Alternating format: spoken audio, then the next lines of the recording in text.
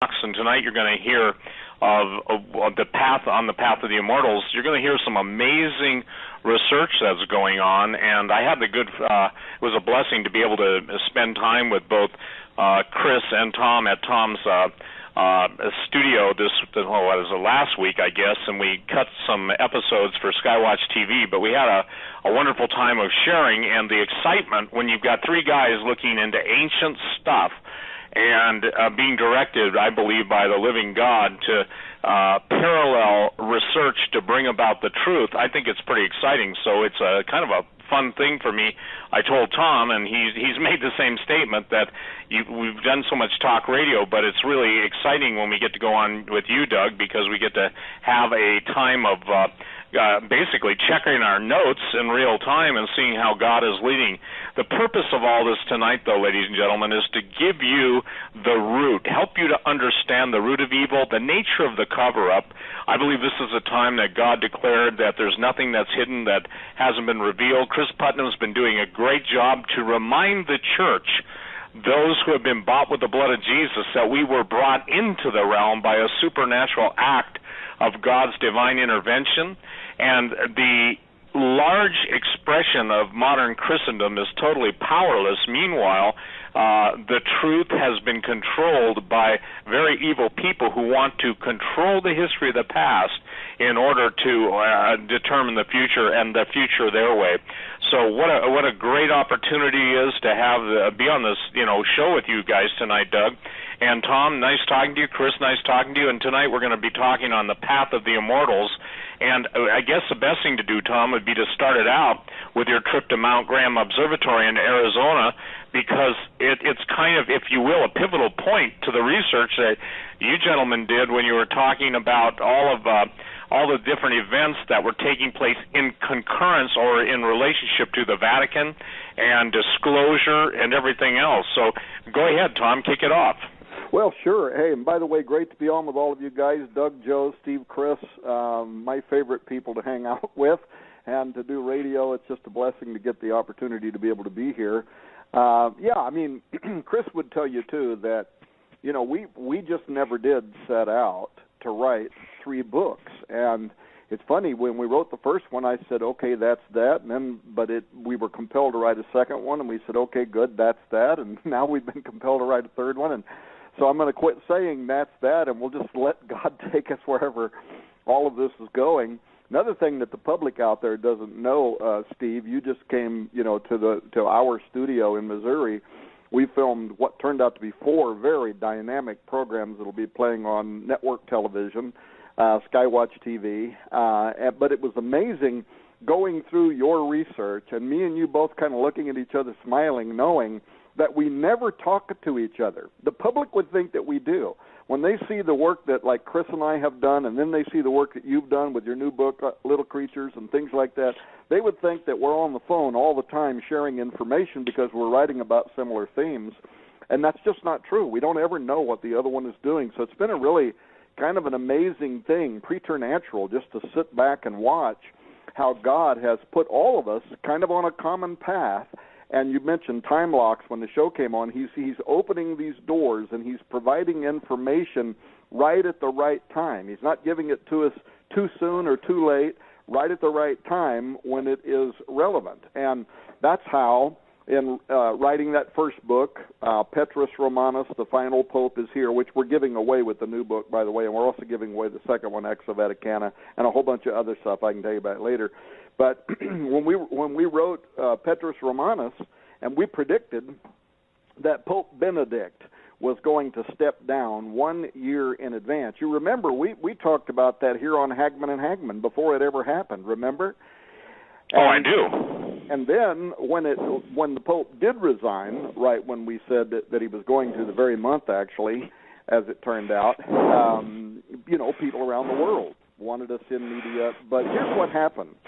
So we're out there talking about this prophecy of the Pope, and we took a critical review, especially Chris took a really critical review, I should say, of the prophecy, whether or not it was inspired or not inspired or a fraud or whatever it was, trying to just be really honest about the whole prophecy.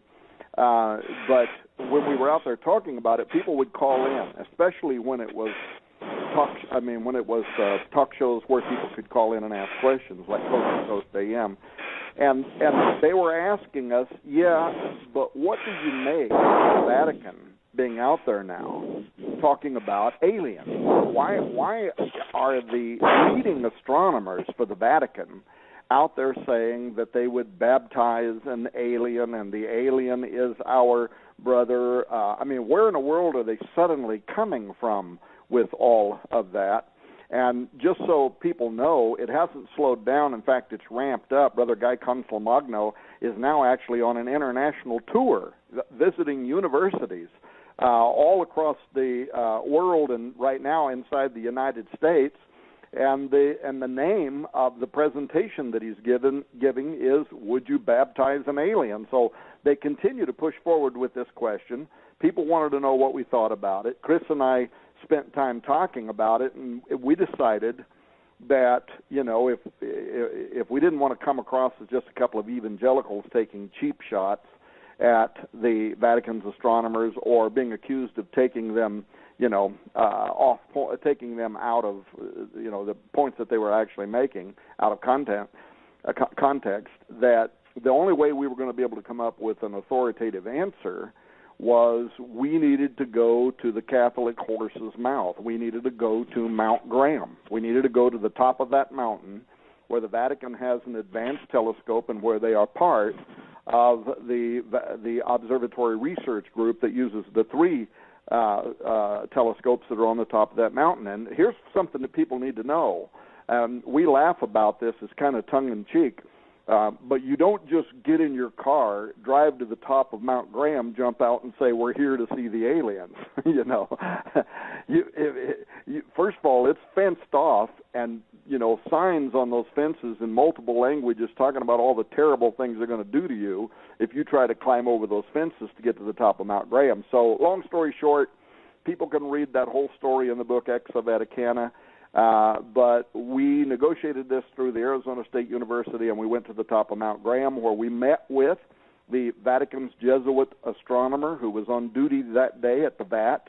We spent part of the day visiting with him. They let us climb all over the telescope, look at anything we wanted to see. Then we went to the radio telescope, which is in between the VAT and the one that's further up the hill, where we ultimately wound up and spent most of the day, and that is the large binocular telescope, and that's the telescope in which resides the Lucifer device, which uses infrared and is reportedly monitoring something that is approaching the Earth. I think it's exactly what Malachi Martin had said years ago on Coast to Coast. They are watching something that is approaching the Earth, knowing that it's going to be of the utmost importance in coming years.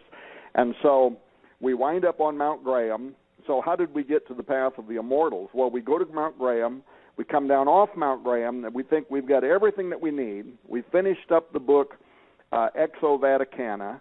We send that book to the typesetter, and then as it's at the typesetter getting ready to be printed, I get contacted by a member of the Apache Nation who probably heard me on Hagman and Hagman, because he said, "I heard you on the radio," and yours was one of the first programs that we were doing, and he said, you were talking about the fact that we had joined the environmentalists in Arizona to sue the Vatican and NASA in federal court to try to keep them from building that observatory on the top of that mountain. And he said, "You said that we did that because for us it's sacred ground like a graveyard," and he wanted to correct that. He wanted me to know that it was much bigger than that, Steve.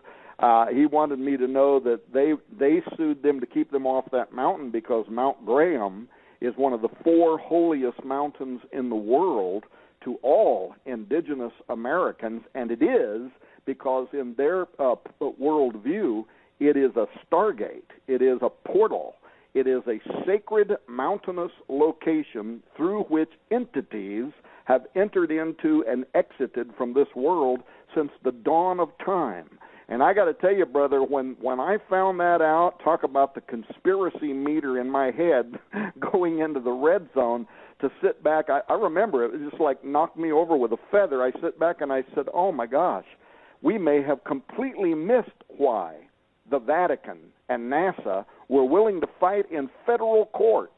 You know, why not just go to another mountain, right? Why not just go to some other mountain and get the same elevation, the same environmental situations? Why fight through federal court, literally get in the back pocket probably of the Arizona governor who had to do an in-run around environmental law and basically declare by fiat that they were going to allow the Vatican to go up there and build that observatory. I mean, it was actually unprecedented. It was extraordinary. So far as I know, they've never been able to do that because, you know, the environmentalist lobby is very, very powerful. And so it was uncanny. Why did they want up there so bad? And the Apache wanted me to know this is exactly why they want up there, because they know that mountain is a stargate. So that was extraordinary. It was almost like a scene out of a Star Trek movie. And we had to back up and say, wait a minute. Now, you know, we've done shows and we've done programs where we've talked about prophecy and Isaiah saying that gates are going to open. But now the picture just got a whole lot bigger, because the implication here is that it wasn't just the Middle East, that all around the world there are locations that are doorways, that are portals, that are openings, whatever language you want to put on that. It's a place where things can and have in the past and allegedly are going to in the future come through onto the surface of the earth. And so we really had to back up, Steve, and I don't want to dominate the program, and I definitely want to hear Chris talk, because he has contributed significant amount of the scholarly work and information, and he and I both went on research trips with film crews where he actually caught things on film. But I just wanted to kind of lay that down as a foundation so people would know how we got to this most recent research on the path of the immortals. It was really a moment in time when it dawned on us that the picture was much bigger than anything we had anticipated in Petrus Romanus or in Exo Vaticana, and actually much more dynamic. I mean, the very idea that the earth is a holding tank and that there are doorways and that there are things waiting behind those doorways is an extraordinary, if not frightening, thought. Well, I think, Tom, one of the most important things, I'm going to get Chris's take on this, too.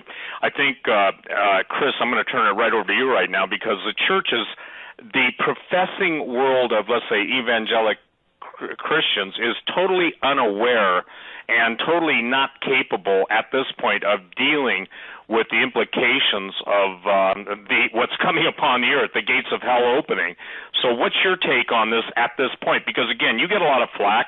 It seems like we could be the three Flack brothers, and the point being is that we're ducking we're ducking incoming. But the point is that as the denial and the ignorance go hand in hand, Siamese twins of self-destruction, the point being is that the evil ones are in their world of total supernaturalism. So, you know, as you're doing this, Chris, as you're co-researching with Tom, as you're a student of the Scripture and the original languages, you know, give us your take, because, again, whether people want to deny it or not, when this thing opens and when it hits, they're not going to be able to basically run to the average pulpit personality, because he's not going to have any answers. Go ahead, Chris.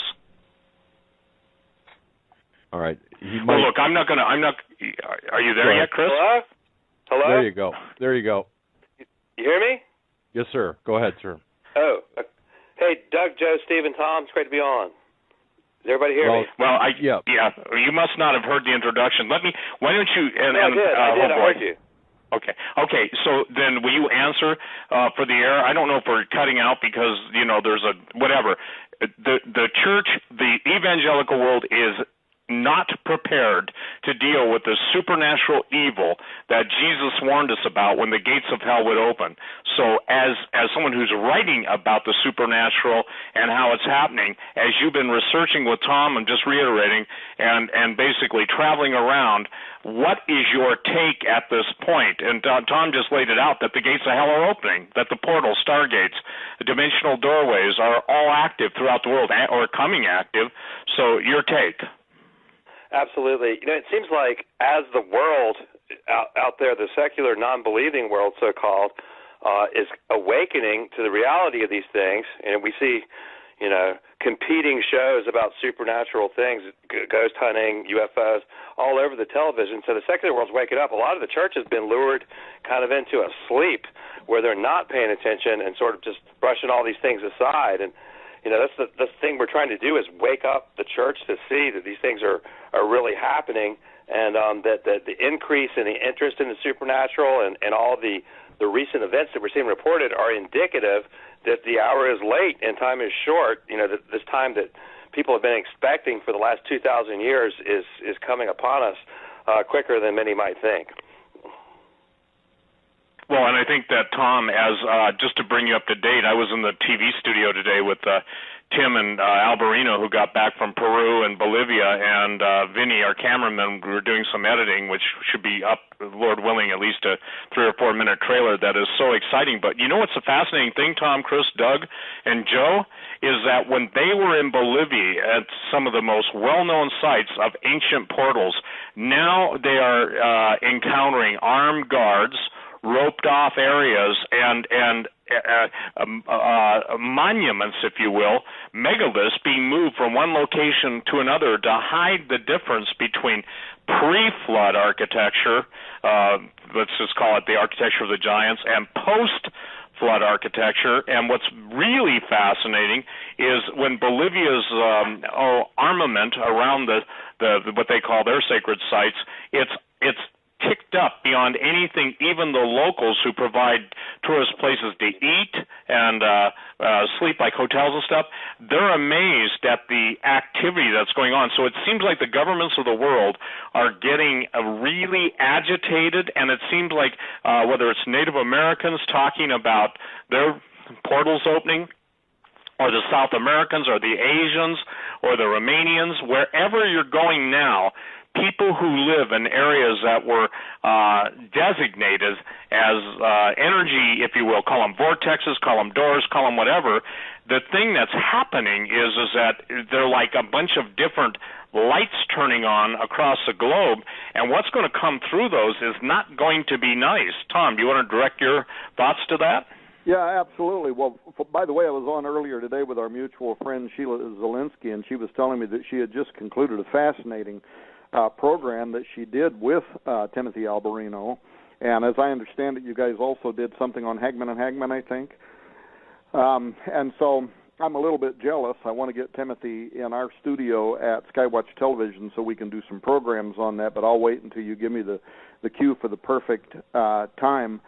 A couple of things, that I would say. One, you said that, the church is unaware of what is coming, and I think you're being nice. The church is kinder and gentler Steve. That's the kinder and gentler Steve coming through there.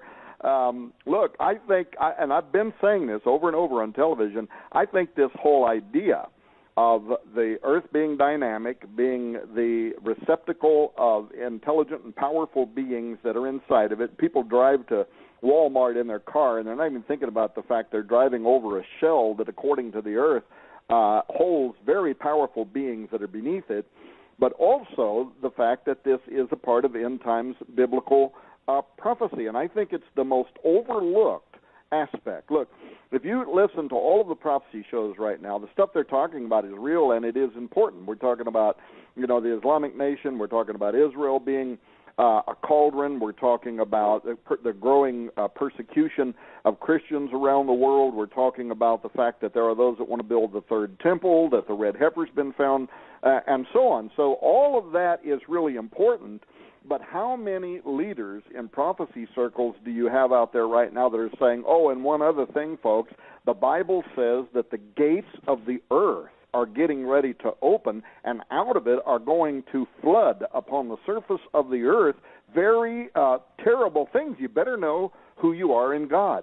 So there's a scary side of this, and then there's a blessed side of it, because when you read about this star that comes down from heaven, he's got a key to the bottomless pit. He comes down to the earth. He opens up this doorway, and up out of the earth come forth these horrendous locusts that begin torturing and tormenting humanity, and yet God instructs those beings not to touch those who have the seal of God on their forehead. So if you know who you are in God, then obviously it still might be kind of unnerving to see it happening, but you know that he's going to take care of you. If you don't know who you are in God, you need to listen up, because this is a very dynamic aspect of end times prophecy. The second thing, and I can already hear it happening, there are going to be those that are out there that, put themselves forward as leaders in Christianity, and they're going to say, well, there goes Tom Horn and Steve Quayle and the Hagmans and Chris Putnam again,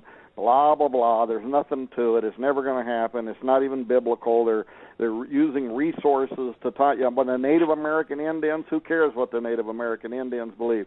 But the point that we make in the book On the Path of the Immortals, it's probably the best study on this that's ever been published, is that this is also a very biblical concept, that locations on the earth, and often related to mountainous locations, are doorways.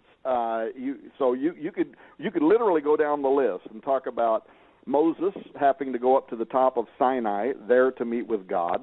Jesus, when he comes back, it says his feet will touch the top of the Mount of Olives, and then from thence he will descend down to the earth. You could talk about the book of Enoch, which is still in some Orthodox versions of the Bible, is quoted in the New Testament by more than one disciple and was read by all of the disciples, and furthermore was read and quoted by all of the early church fathers.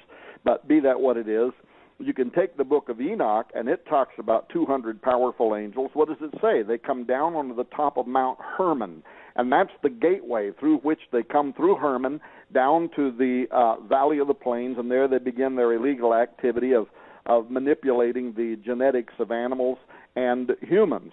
Right there, by the way, at the base of Mount Hermon in Caesarea Philippi is where the Greeks years later built magical gateways, doorways into the side of the mountain, and they built alcoves there that were like dedicatories to the horned demon god Pan. But that's where Jesus is standing years later when he says, the gates of hell will not prevail against my church. And then he goes on to talk about as Jonah was in the belly of the earth. But read the story of Jonah. How did he get into the belly of the earth? It says he got swallowed by a fish. He was taken down to the bottom of the ocean, and it says he arrived at an underwater city, which in the Hebrew is called Baravak, and it is translated a city of gates. And he goes through a gate in the bottom of the sea, and where does he wind up? In Sheol, Hades. And there's no doubt about where he was, because he says the Lord delivered him out of the belly of hell, Sheol, Hades. And then Jesus says, as Jonah was in the belly of the earth for 3 days and 3 nights, so shall also be the Son of Man. And then in the death, burial, and resurrection, he goes down into the earth, and guess what? When he comes up out of the earth, he has keys in his hand. So now we know that not only are there gateways, there's also keys. And in this case, he had the keys to the gates of death, hell, and the grave. And this story goes on and on. We talk about a bunch of this, by the way, in the book On the Path of the Immortals. Look at number 16. What happens to Korah and his family when they challenge Moses and Aaron and the priesthood, and the gate of the earth, the mouth of the earth, literally opens up and swallows them, and it says it took them down alive, down inside of Sheol, Hades. Genesis 28 and Jacob's ladder. He doesn't say this is the house of God. He says there is a gate here to the house of God. Genesis 10:8, Cush begets Nimrod. He begins to be, which sometime tonight we can also talk about, because Nimrod is an example of how sometimes the portal is actually a person.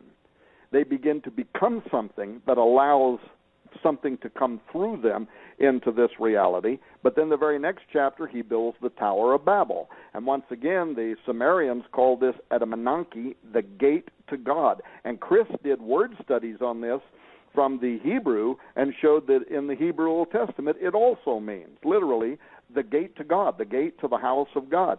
So I don't want to just go on, but the point is, this is a very biblical concept. And then, of course, the prophetic side of it, to continue in Scripture in the New Testament, what happens? Right there where ISIS is right now. Everybody's talking about an Islamic Antichrist, and that book is really popular right now, and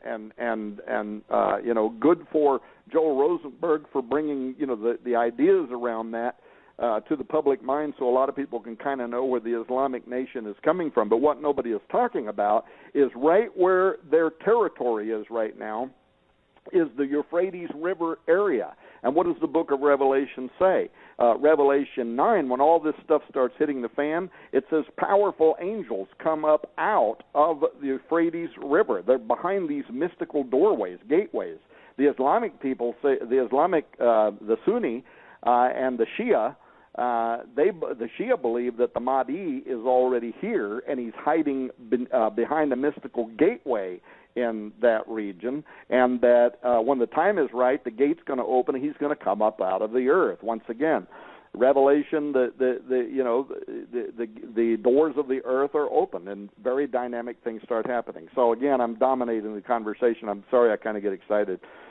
But so the 2 points I would say is, one, it's the most overlooked aspect of end times prophecy, and secondly, it's very biblical. So we ought to be talking about it. Well, and a lot of the critics, I just saw a new one that was taking me on over taking the gates of hell out of context in Matthew 24 as in the days of Noah. When you just do a word study on gates, hell, the grave, Jesus descended before he ascended.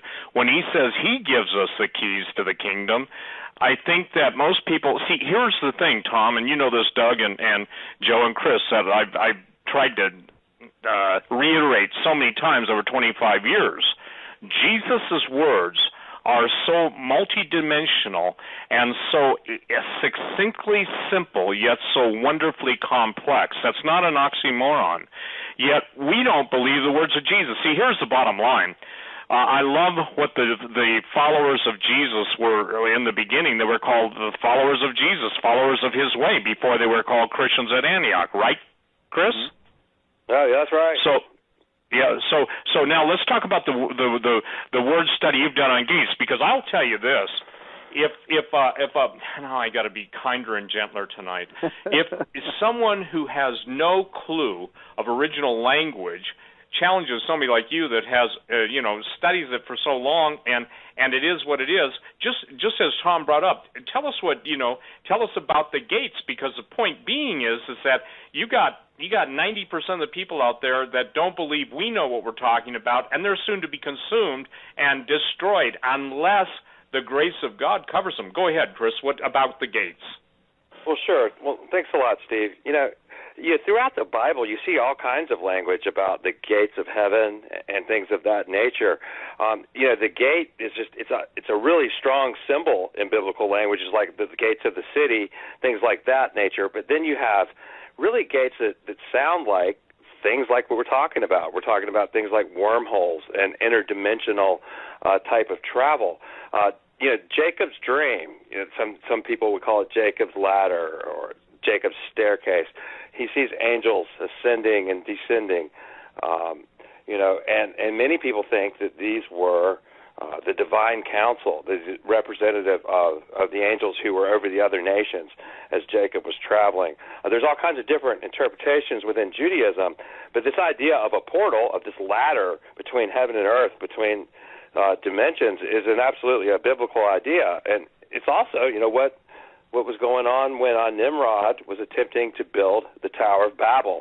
And we have an extensive discussion of the Tower of Babel in our book that with some unprecedented information that many of the readers are probably not even familiar with. I know in my research, I was surprised to discover that King Nebuchadnezzar actually tried to rebuild the Tower of Babel before God struck him and cursed him, and he was like an animal, and many people think that Daniel took care of him during that time. But you actually found that the archaeologists uncovered this stele where Nebuchadnezzar was boasting about rebuilding the Tower of Babel, and that was his ambition, that he was going to do it.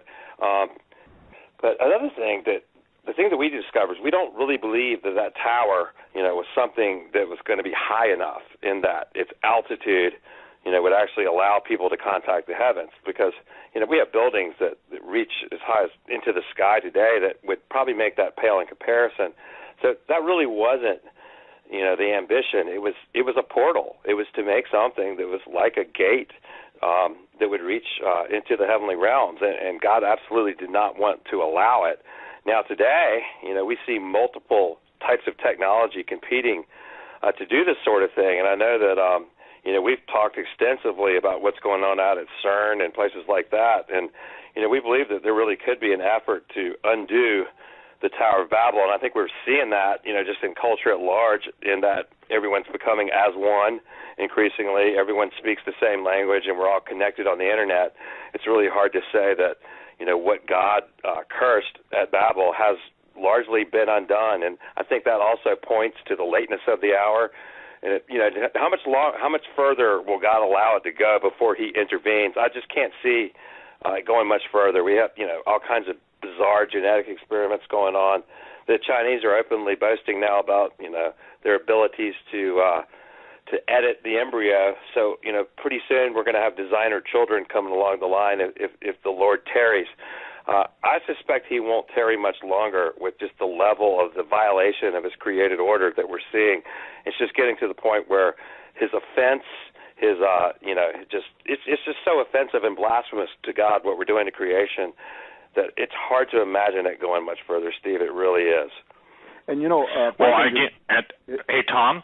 Yeah, go ahead. I'm sorry. And then after you finish what you're going to say next, I want to come back and immediately deal with what you were told by the gentleman you interviewed down there on film, basically about the giants and stuff, because this is critical. The gates are related to the fallen angels, but also their progeny, and their progeny were trying to get away from the judgment that the book of Enoch declares is going to come upon the earth. So go ahead, finish what you're saying, and then I want you to jump right into that, if you would. Yeah, I mean, so I was just going to kind of follow up with something that Chris was saying, was that in addition to the fact that the concept of gates of the earth, that the fact that is a biblical narrative, and also that the earth is a holding tank. That's talked about a lot in the Scriptures. There's all kinds of stuff in the Scripture we can go into if you want that describe these dynamic realities inside the surface of the earth, and also even some additional scientific discoveries that have been made. But there is also a supernatural, an esoteric, or a demonic side of this, and this was one of the other things that we were told. In fact, I was contacted by a man whose mother is a member of the Apache tribe, and she actually lives at the base of Mount Graham, and she has had fixed cameras on the mountain. She's been doing this for years. She has they've sent me boxfuls of video, and I've had Joe slowly going through all of these video, and there were a few whoa moments where Joe got a hold of me and he said, Dad, there is some really scary stuff in some of this film. He said that this mountain seems to sometimes just come alive. It's like sprites. It's like spirits that are coming in and out of the mountain itself. And then some of this stuff is spooky. It's got faces. It looks like alien grays. Very scary stuff. Well, anyway, I don't yet have permission to make that stuff public. Joe's watched parts of it. I've watched parts of it. But my point about it was this, is that the people that live in these areas where there are reportedly, here in the United States, where there are reportedly gateways that also opened at the same time they were opening in the Middle East. And that'll kind of go to the question you just asked me, Steve, in a moment about what we learned from Dr. Mose, the third-generation medicine man for the Navajo Nation. But what we were learning is that activity in these areas seems to be increasing kind of dramatically right now. And so that was part of the reason why we sent Chris, took a film crew, and he went to the Sedona area, and, just to get B-roll and to go down there and talk to the people that live in the area that believe that there are portals and gateways. And a huge part of our book wound up being written about the Sedona area, which is kind of the southern end, if you will, of the Anasazi Trail, which is very central to the research that we were doing in the book. But I'll let him tell the story, because when he went down there with a film crew, he didn't just get B-roll. He got more than that. Well, Chris, do you want to talk about what you got when you went down there? Because, again, I mean, you posted some of it on YouTube, but what's happening, this is what I think is critical. You guys are in Arizona. Timothy Alvarino and the crew is over in Sardinia. They come back, for about a month. Then they head down to Peru. All of this stuff is going on. And, again, Tom, I hope people understand this, because I think this shows the most amazing symphony of God's direction that I've ever personally experienced. There is no need for us to call each other because we just obey the Lord. And critics can go basically to Sheol and have some fun. The bottom line is that they don't get what's going on because, I find that most of all, they're afraid of this stuff. So, Chris, go into the detail of what you found because you were in Sedona, and Sedona is considered a vortex. There are places on this earth that are known to be areas of, if you will, dimensional transition or transmission points. Absolutely. Steve, if you get on the Internet and you start looking for, things like interdimensional gateways, vortex areas, Sedona just pops up over and over and over again. So it just seemed like a natural starting place to go right where everyone's saying that they're experiencing this stuff. And a lot of it's New Age kind of material, and I had to sift through a lot of demonic nonsense, really, to sift through to where I could find something that was worth looking at. But one of the places that kept popping up over and over again was an area known as the Bradshaw Ranch. And it's getting to be, the kind of place that's just like the same reputation as the Skinwalker Ranch and places like that. These areas are getting to be well known, and there's several of them, and they're listed in our book as well. But this one, I kept finding it in the UFO sources I would look at and things like that, where just articles mentioning this ranch. And so we went out there to a high point in the desert that kind of overlooks that ranch area, and I set up some professional cameras. I took a professional cameraman with me, and my wife went, and we all went out there. We had a guide, driving the Jeep and all this stuff, and we caught some stuff that I really didn't expect to see. I'd never really been a believer in this thing they call the orb phenomenon, these balls of light that people catch on camera. A lot of times, dust particles and things of that nature will appear that way, and that's a very real camera phenomenon. Things that cameras have inner reflections sometimes. Cheaply made cameras have reflections inside of them that'll create the same sort of light phenomenon. But we took really high-quality Canons and, had them on stands and at least on a monopole or something like that. So we could get, good quality photography. And we had a video camera going at the same time we were doing the still photographs to try to catch these orb things. Well, if you get it on two cameras at the same time, it's not going to be a dust particle lodged on one camera or something of that nature, or some kind of reflection, inherent to the design of the camera itself. And not only did we get that, we got them on video. My photographer saw an orb with the naked eye without even using a camera at all. So it definitely isn't merely a camera phenomenon.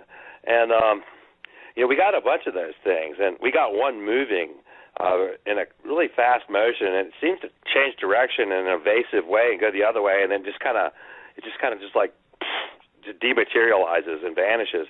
I don't really know what to make of that. It's the first time I've ever seen anything like that on video. So, that is actually up on Facebook at the Path of the Immortals Facebook page, and people will just go there and like that. They can watch that video of the moving orb. And, one of the things that people talk about in Sedona as well is there's all kinds of UFO lore about the military having an underground base in the desert there. And I didn't verify for sure if that's the case, but there's enough talk about it that I think something is going on. And it kind of reminds me a lot of the things that you have said, Steve, because people have said that there are guys with weird uniforms, like United Nations uniforms and things like that coming out of there that they haven't seen before.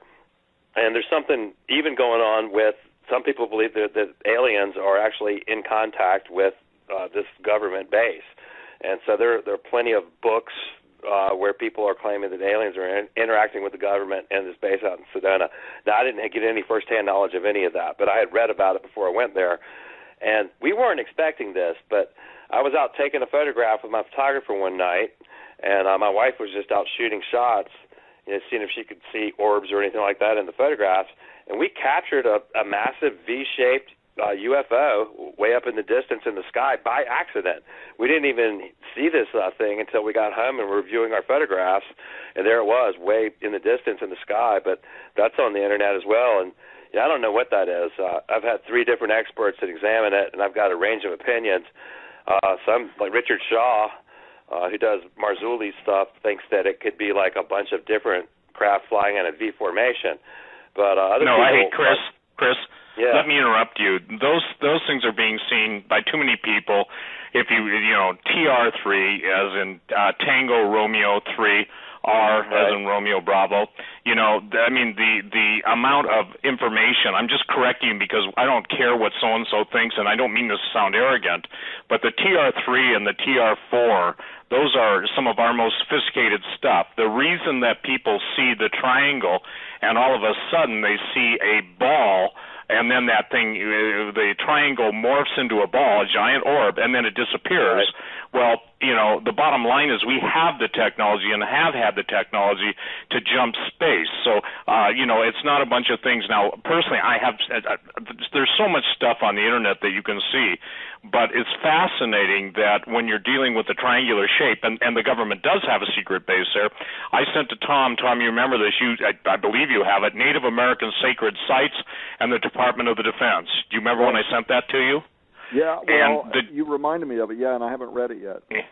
Okay, well, it's massive, but the gist of it is, and this will play, where you're describing, Chris, that you and your wife and your cameraman were, you're in the heart of this whole area. And what was fascinating, and I'm not trying to take away from you, I'm just trying to say what speculation is. My source for that information is 4-star active generals, plural, in special ops, and also some of the scientists that worked on it, okay? So, I mean, I'm talking about guys that were aeronautical engineers, and a couple of them have passed now. Thank God they're Christians.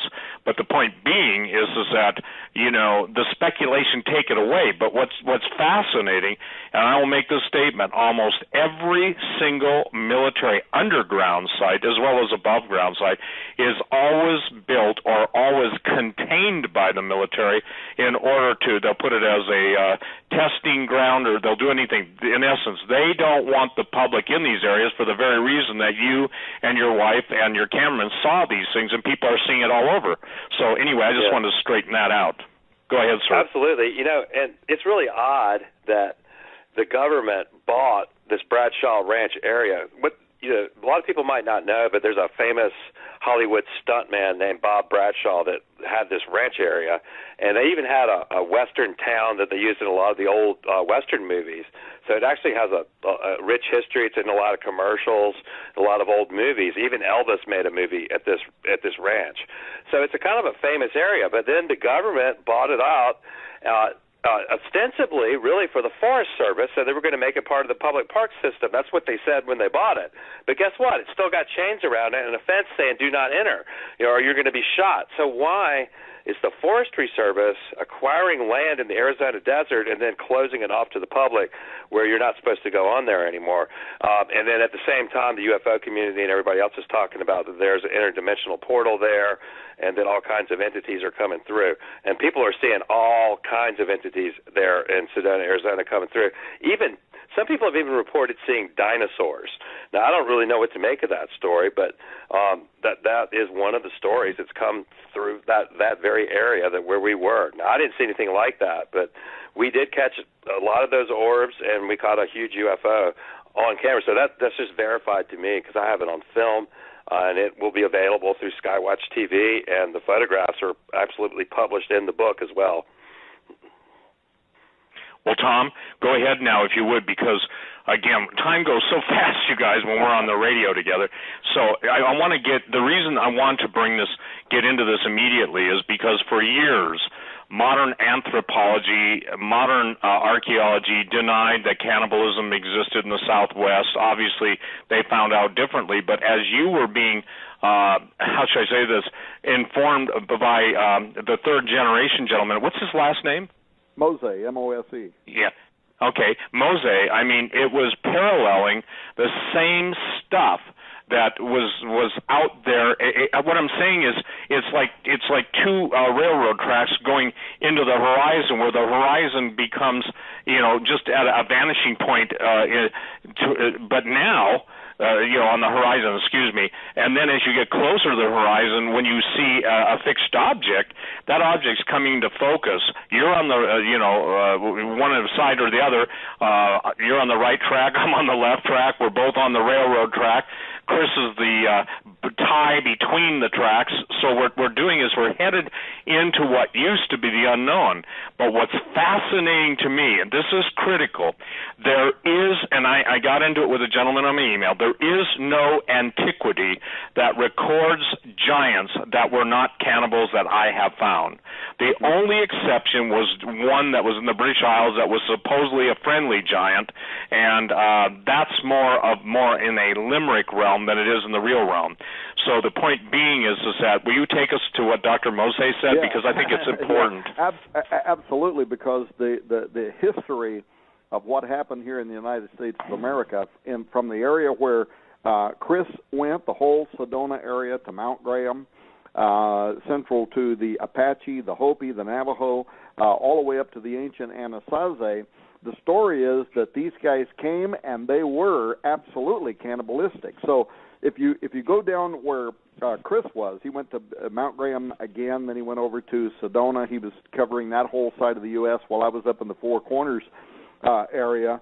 And you look at what is the history, what is the story that is told there from the Apache. So Mount Graham, it's one of the four holiest mountains. So what happens? Well, in the time before time, they say that a large silvery disc came down over the top of the mountain. Now, ufologists like to jump on that and say, it's an ancient astronaut theory, dream come true, we were created by aliens. But actually, and we're not going to get into this tonight, but when you study the scripture, what they call the Oraphim and whatever, and you look at Ezekiel's wheel in the middle of the wheel, God actually moves about on both clouds and also in the chariot is carried about by the chariot, the Oraphim. I don't know if I'm saying that right. Chris Putnam can correct me, but the point is, these are angels that appear in kind of a circular fashion, and God rides upon the angelic machinery is a bad word, but you know what I'm saying. He rides upon the device, the chariot. Well, the chariot. It's a chariot. You know, Tom, is a chariot. What? So this this is what the Apache saw. They saw the same thing that Ezekiel saw. They saw this giant wheel that comes down over the top of the mountain. They say that in it is seated a bearded man. They respectfully call him the creator of everything that is good. They say he begins creating everything that is good upon the earth. Then, not long after that, the portal opens again over the top of the mountain. They say another man comes through. Now get this. They say he's not really a man. He is reptilian. He is serpentine. He's exactly what Chris Putnam does a marvelous job in the book On the Path of the Immortals, explaining the fiery flying seraphim who are part of these fallen watchers that came down to the earth, are also part of the army of Lucifer. So but Lucifer himself is described in reptilian terms. So this reptilian, according to the Apache and the Hopi and the Navajo, comes through this portal, and he begins deceiving all of the Native American peoples. He starts teaching them witchcraft, pharmakia. They go down into their kivas, and where at one time these were like their own little devotional church-like settings, he starts teaching them there how to use the sipapu, the Hopi call it. A doorway is installed in the bottom of their kiva to open a mystical doorway into the bowels of the earth itself, and they start practicing sorcery. And Dr. Mose tells us that they went on from practicing sorcery to practicing cannibalism. But guess what? They finally are successful. They open a door, and guess what happens? Giants come up through these doorways of the earth. They start sweeping across the Arizona Badlands. This is all part of the Apache creation story that you can even go to Wikipedia and read about it. They start sweeping across the Arizona Badlands. They're cannibalizing the Indians. They refer to those first early Indians as the Jindupids, which they say were just peaceful farmers that were living in the Arizona area. They're cannibalizing them. They're grabbing them and snatching them up like they're little chocolate bars or whatever, biting their heads off, throwing their bodies all about. And the early Indians, they run into the crevices of the mountains. They start crying out to that first god, that benevolent creator that they were aware of. They call him the sun god, and he sends a flood, a universal flood that covers over all the face of the earth that wipes out all of the giants. And then after that, they live in peace for a period of time, and then all of a sudden these giants start coming back. Now, they're not in the same number as they were once before, but they start coming back. Now, why is that important? Because the dating of that period of time in which the petroglyphs are being written down by the ancient Anasazi and the ancient Jindupids and Indians across America is exactly the same period in history here, at least 1,000 years or more before Jesus Christ walked on the earth in a body and flesh. They're over here talking about portals that opened, giants that came through. They're cannibalistic. They're wiping out everybody. They cry out to God. God sends a flood. That's happening over here, being written on stone in petroglyphs at exactly the same time that Moses is in the Middle East saying, and there were giants in the earth in those days, and also after that. And so what you have is a harmony, a historical correlation. On both sides of the world, exactly the same story is being told. These reptilian beings came through, and then giants came through, and then God wipes them out in a flood. The story is almost identical. I want to say something really quick, too, about what you were saying, Steve. I guess, are we getting ready to go to a break? No, we got 5 minutes. Okay. Something that you were saying that has to do with what Timothy was finding, because in these areas where these legends exist that tell these stories, these doorways open, it's those specific areas. It's not other areas. You don't find the Vatican or NASA or military presences going to places where the portals don't exist. It's like Chris was saying a moment ago. They're buying up this land. They're closing the public's access to be able to go into that land. They're literally covering up something that is in those areas, but it's in those areas where you're seeing these very strange and bizarre manifestations. You was talking about Timothy Alberino and the recent trip that he took to Peru and how he noticed that there was a vastly increased presence there of the military, of the government. Well, when you were talking a moment ago, I was sitting here making some notes. This reminds me of something I'll tell you about when we come back from the break that happened when I was on Coast to Coast AM questioning why we had gone into Iraq, Babylon, and something very interesting that transpired between the Iraq Babylonian Museum and a contact that was made to me.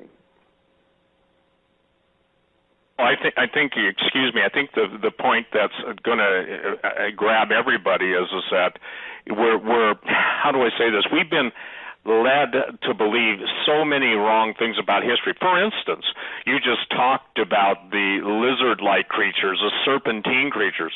Tim Alberino, ladies and gentlemen, you can go on my website, and you need to see this. This isn't a pitch. This is something that you can inform yourself. Did a marvelous analysis on how America got its name. It isn't America, and it was not named for Amerigo Vespucci, who basically just took that name. That wasn't even his birth name, but Amaruca, Ameruca, means land of the plumed serpent, land of the feathered serpent. So the point that's fascinating is what's in a name? Everything. And I think when we do come back from the break, we've got so much to cover. You know, basically, you guys, we have 6,000 years to cover in the next 2 hours, and then we've got the dateless past. And if we take one king by one, you know, of the Sumerian table of kings, Chris, I figure we got about 24 days of radio time just to get everybody up to speed on that. Doug, go ahead. I think, should we take our break or? Sure, I will. I'll be glad to, because years ago, it was stated that the tomb of Gilgamesh had been found. And not only the tomb of Gilgamesh, but Gilgamesh's remains had been found. Gilgamesh is the oldest epic in the world, half god, half man, and guess what? He goes into the depths of hell. I was told by a general, very active, very famous, I will not drop names. If people think that, I tell everybody, Tom, Chris, take it to the Lord in prayer. But the reason for the Iraqi war, the one that most people were familiar with, obviously, and the Congress was told, that was superficial. The real story, and Tom, I'm going to give it right back to you, is what they were looking for. They were looking for a certain piece, if you will, the key, maybe one of the literal keys that would grant to them the technology of the ancients, and it was a fight behind the scenes between the special forces community of major countries to get a hold of some of these artifacts.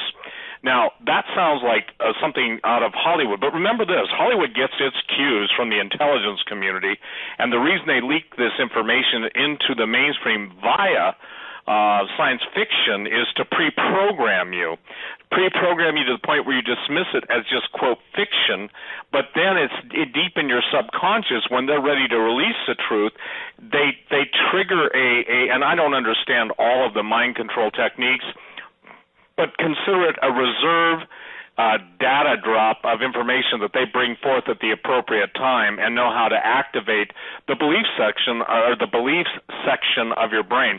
So, Tom, go ahead and share on Iraq, because I think that's fascinating. I was privy in the background, Doug, meaning in real time, to what was going on to that. That may sound mysterious, but I'm not trying to be baiting anybody, but I was. And the fact that the fight and the war was on for those artifacts and for DNA, and I think this is where it's going to get really fascinating. So go ahead, Tom, and take it to what you were going to say before we went to the break. Yeah, and by the way, thank you, Joe and Doug, for mentioning the fact that we have that $200 worth of books, product stuff that we're giving away over at Skywatch Television. People can just go to skywatchtv.com. Why am I mentioning that? Because one of the things that we're giving away is the never before available. It's not available anywhere right now. It's the brand new 8-hour audio version of the book Ahriman Gate, which actually kind of plays off of what was going on in the Iraq War, and the fact, Steve, that they were indeed looking for the key. They had found the location, but they didn't have the key, and that's what they were looking for. And actually, that's what the book Ahriman Gate is really all about. Although it's a novel, and it goes into the whole thing about the finding of intact DNA and a book of life code and the recreation of Nephilim and UFOs and all that stuff. It's a novel. But it was actually spurred by this idea of why were we going into Iraq? And so I'm glad you asked me to say this, Doug, because I actually had a real experience around this. And here's the thing: Steve's mentioning that they went there to find a key. They went there to find something related to portals, mystical doorways. So the idea that the United States had invaded Iraq to capture something that Saddam Hussein had uncovered during his reconstruction of ancient Babylon. People don't know the depth of the literally hundreds of millions of dollars that he was spending in excavation, what he was looking for, the fact that he intended to rebuild ancient Babylon, but the fact that he found things that the world is not aware of sounds too strange to be true. But so I was on Coast to Coast AM with George Norrie. This was right during the Gulf War. And so the big question on everybody's mind at that time was, why did the United States go in to Iraq? Why was George Bush so stubbornly resolved to take the United States into Iraq, ancient Babylon, even though Iraq had not been connected with any good intelligence to the events of September 11, 2001? And so I went on coast to coast. I'm talking about something else, but this question comes up, and something very strange happened. George asked me why I thought that the United States had gone into Iraq, and so I was making these various points. I was saying that some people believed that the invasion had something to do with creating a strategic placement of U.S. military resources against what the administration saw as a growing threat from Islamic radicals, which we can see in the Islamic nation today. Some people said, that that's why we went there. I said that other people believed that it was an effort to seize and maintain control of Iraq oil reserves, and of course the Bush family are heavily invested in oil, so that might have been a reason. I pointed out that there were those who believed that 911 was actually either a convenient or an orchestrated false flag. A lot of people out there were saying that would allow the Bush administration to extend like a global domination project presence. But so I was just throwing out all these various ideas, and I'm on here, and I'm late night, 2 or 3 o'clock in the morning. Then I suggest that there's another reason, more esoteric, and it had to do with biblical sites in Babylon, which had been uncovered during Saddam Hussein's reconstruction of the ancient city, and that he may have uncovered something that the U.S. administration wanted. They went there to capture it. And so we went on and we did our show. I finished the show with Nori. It's probably 3 or 4 o'clock in the morning my time, and I'm going to go to bed, but I'm sitting in my office, so I go to check my email before I go to bed, and here I have an email, and this person is saying that they are, now get this, they're saying they are the curator of the National Museum of Iraq, the Baghdad Museum that contains all these relics from the Babylonian Mesopotamian civilization, saying that they had been listening to the radio show, and they wanted to tell me something. So I opened the email. This person claims that my last idea, the fact that the U.S. had gone there to capture something that Saddam Hussein had uncovered in all of his excavation work, that was spot on. So here's the deal. The emailer, they give me a temporary password to the museum's digital back door because they want me to see what they're calling proof that what I had said was not, in fact, a conspiracy, that, in fact, it was true. So the first thing I do is I verify the email that it's actually from, the IraqMuseum.com, and it was. Then I go to make sure that the hidden back page is actually an extension. I actually went to Google or Yahoo, and I looked up the museum, went to it, and then used the extension to make sure that I wasn't, somebody wasn't pulling some kind of an elaborate trick on me. And I confirmed that in fact was true. And it pops up this little thing on the page. It wants me to enter in my temporary password and log in, which I do, which this person gave me. And I got to tell you, I could not believe. This page opens up, and there are literally hundreds and hundreds of step-by-step images of the first day of the invasion of U.S. forces, the very first day of the Iraq invasion. Where do we go? We went directly to the museum, the Baghdad Museum. And these images, if somebody's got a camera, right, and they are just literally clicking pictures, or it was video and then they saved them as images. I'm low tech. I don't know how nothing works, but literally step-by-step images of the first day of invasion showing a large U.S. military personnel presence, the U.S. ambassador, and they are there at the museum. There's this woman that's got traditional head covering. And if anybody's listening to this program tonight and they work at the Baghdad Museum, you know what I'm saying is absolutely the truth, and you have the images, and you could make them available to the public now if you wanted to. This woman with this headdress, with this traditional head covering, she greets the U.S. presence and the U.S. ambassador, and she leads this delegation of soldiers. They're all carrying weapons, and they're all in their garb, and there's a lot of them. And there's a whole bunch of Iraqis that are just following them around because they don't know what's going on. And she takes them into the museum, but then she takes them to a back door in the museum where the public's not allowed to go. This door has a great big lock on it. She unlocks. And these armed soldiers and the ambassador follows her down a very steep stairway, and they go down underneath the Baghdad Museum. And there is a gigantic underground storage room down there, something like you might see in an Indiana Jones movie. And inside, there are dozens, if not hundreds, of large wooden crates. And they start opening these crates up, and they're pulling out stuff. And this person, whoever's taking pictures, picture, every second, another picture. If I could have put these on one of those Disney things and spun it, I could have watched it like a movie in real time.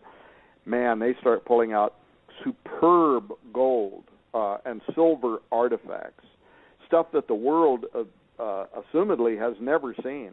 invaluable items that have been dug up by Saddam Hussein from the sands of ancient Babylon. We're talking gold and silver masks of kings, sacred jewelry, but also cuneiform tablets, unknown secrets, steles bearing mysterious inscriptions, images, papyrus, strange-looking objects like headdresses and vessels and swords and shields, all this stuff. And I sat there, it's 3 or 4 o'clock in the morning, I sat there, just mesmerized by this, going through image after image after image, but then I saw something. Suddenly, the pictures that I'm watching, they depict like a change in the observers' demeanors. The crowd suddenly, they're either excited or they're agitated. I can't quite tell, but they're like jaw dropped. So I wasn't sure what was going on, and it happens right as these soldiers begin opening several really large, bigger than coffin-sized crates, probably about 3 times as large as a full-size adult coffin. And these were back in the corners of that concealed room. And as they open them, they look inside, and they don't take anything out. They gesture for the ambassador, and the ambassador goes over, and he looks down inside in the boxes. And then and I don't know if he tells them to reseal them, but they don't take anything out. They reseal those without removing anything, and immediately the soldiers come down, like 4 soldiers, 2 on each corner of these big crates, and they start carrying these things back up that steep stairway to the transport helicopter that's outside, and then they depart the city of Baghdad with those containers containing whatever in the world it was they had. I'm sitting here, I was literally flabbergasted. I couldn't believe it. I realized at that moment that whatever else the U.S. military was doing in Iraq, Babylon, whatever else they were doing, the minute they arrived in the plains of Shinar, they went straight to a top-secret room beneath the Babylon Museum. The people at the Babylon Museum, if they're listening to this program, they know what I'm saying is absolutely the truth, where Saddam Hussein had hidden objects of evidently national interest that had been dug up from the ancient world. They removed those containers in which something the American government wanted, something from ancient Babylon, had been found. Now, what it was, I have no idea because they didn't take it out of the box. But I could tell you it took like 4 strong soldiers standing on all 4 corners of these crates to carry them up out of that steep staircase, put them on a U.S. military transport vehicle, and flew out of town with them, and they took several of them out of there. And what's amazing is they didn't act like they even cared about these irreplaceable golden masks and jewels of ancient kings and queens that would have been absolutely irreplaceable, absolutely without monetary value. I mean, these things would have been worth literally tens of millions of dollars or whatever they'd have been worth. They didn't care nothing about that. Whatever was in those boxes, they took them. So I go to bed. I have intentions of getting up the next morning and going through the rest of the images, which were probably not the ones that were all that important anyway, because I walked through all of the images I cared about. But when I woke up the next morning, my password was expired. The curator would not respond to any of my emails. But I got to tell you that I found out for myself that there was definitely something else. So what was it? Was it ancient portal technology? Did the U.S. move it to an undisclosed location? Yeah, they did that, whatever it was. But did they do that so that it would be in the hands of a future world leader? I just absolutely have no idea. And from that day forward... Well, hey, Tom. Yep, Tom, I might be able to fill in the blanks on that. And now, for the record, ladies and gentlemen, I did not hear Tom on Coast to Coast. I did not talk to him about this. This is the first time I've ever heard this. But during that time, again, I was in contact, and they contacted me because evidently something, and only they can tell you why, but the point being is that they got what they were looking for. And the general told me this. He said, Steve, we wanted 2 things, and we got it. We got it before anybody else got to it, okay? He told me, and these are the guys that operate beyond the regular military. They're beyond the NSA. They're beyond a lot of things, okay? But they wanted 2 things, Tom, and this is, you don't know, so I'll fill in the blank there.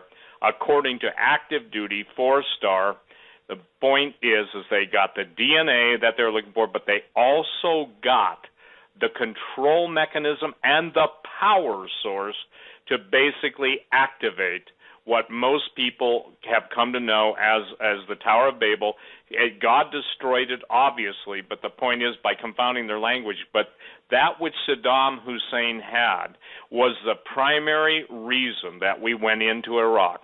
The ancient technology, and God bless all of you who are listening to this that have cosmic and magic clearance, the technology, the DNA. And when I say DNA, I'm not just talking about DNA of the entities that they can reconstitute, et cetera, et cetera.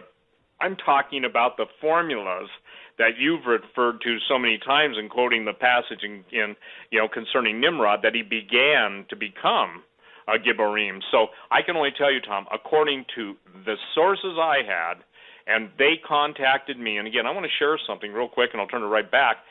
The people that contact me for one reason. They say that because I've been telling people the truth. That may not go well with my critics. When I can check out a certain general through different ways, or a couple generals, and people say, well, you can't possibly know those guys. And I said, well, I'm sorry, but I do. And so even from in the military community, now I'm not bragging, but what I'm saying, look at tonight. I have never talked to you, Tom Horn, about this incident. You have never talked to me about this incident. Yet tonight we're putting, two and two together. And see, it's kind of like, I would say this, it's a binary binding of truth for a single purpose, a single focus. If they've got that, they've got the technology of the ancients. You know how the Pentagon refers to these guys? He calls them the gods of the Sumerians, okay? The gods. Little g's. So the point is that the fallen angel technology, the fallen angel power sources, this is what the illuminated ones, the globalists, if you will, seek to, number one, control the world with, but they actually believe they can make war against God. So knowing that, the point is that it puts the whole battle of Armageddon, it puts the whole battle in the heavenlies. The book of Revelation talks about the devil and his angels fighting against God and his angels, and they get kicked out of heaven. This is, in my opinion, ladies and gentlemen, what you just heard Tom Horn lay out to you is another one of those seminal points, the seminal point in history, because there is no way we talked about this before the living God. There is no way I knew what he knew or saw what he saw, yet those things dovetail. So, Tom, I think that's fascinating. Let me give you another example. A guy named Brett, I sent this to you, Tom Horn. Brett, God bless you for listening. He sent me a book by Suetonius, and Chris, you're going to find this interesting. It's called The 12 Caesars, and it talked about Nero's craziness, and I'm quoting from page 236. I had never seen this in all the decades of research. He said this, Nero was eager, it is said, to get hold of a certain Egyptian, a sort of ogre who would eat raw flesh and practically anything else he was given. And Nero loved watching this ogre, a giant, flesh-eating giant, tear live men to pieces and then devour them. Kind of sounds like Tom Horn, Chris Putnam's trip to the Midwest, to the desert Southwest, doesn't it? Oh, I thought you was waiting on Chris to respond. Yeah. I don't want to hog the show. I'd like to listen to Chris. Right. Well, go ahead, Chris. I'm just saying that it's fascinating, this thing about Nero. Everybody knows Nero was insane. He was also demon-possessed. He was probably, classically in history, one of the most evil personages ever detailed or born on the planet. But, again, the fascinating thing is that we're on the air tonight. The book by Suetonius, 12 Caesars, page 236, and Caesar would get, and an ogre, by the way, an ogre isn't like Shrek, that's just the whole Hollywoodification of trying to make something very evil more palatable, just like Gremlins. So I'll give it to you, Chris, on your thoughts on that. Okay, just on the concept of the ogre and Nero in the desert, or I wasn't sure where you wanted me to go with that. Yeah, okay. Yeah. Well, one thing that I uncovered, you see a lot of criticism of these ideas that Tom and you guys and we're throwing out all together, especially about these beings but they're absolutely biblical.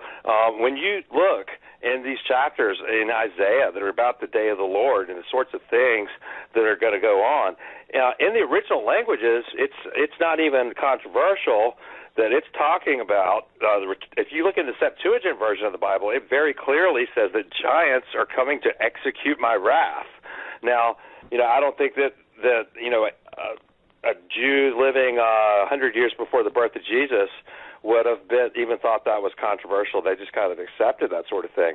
But it also talks about, satyrs or half goat, half human, hybrid beings that'll be dancing around, during the destruction of Babylon.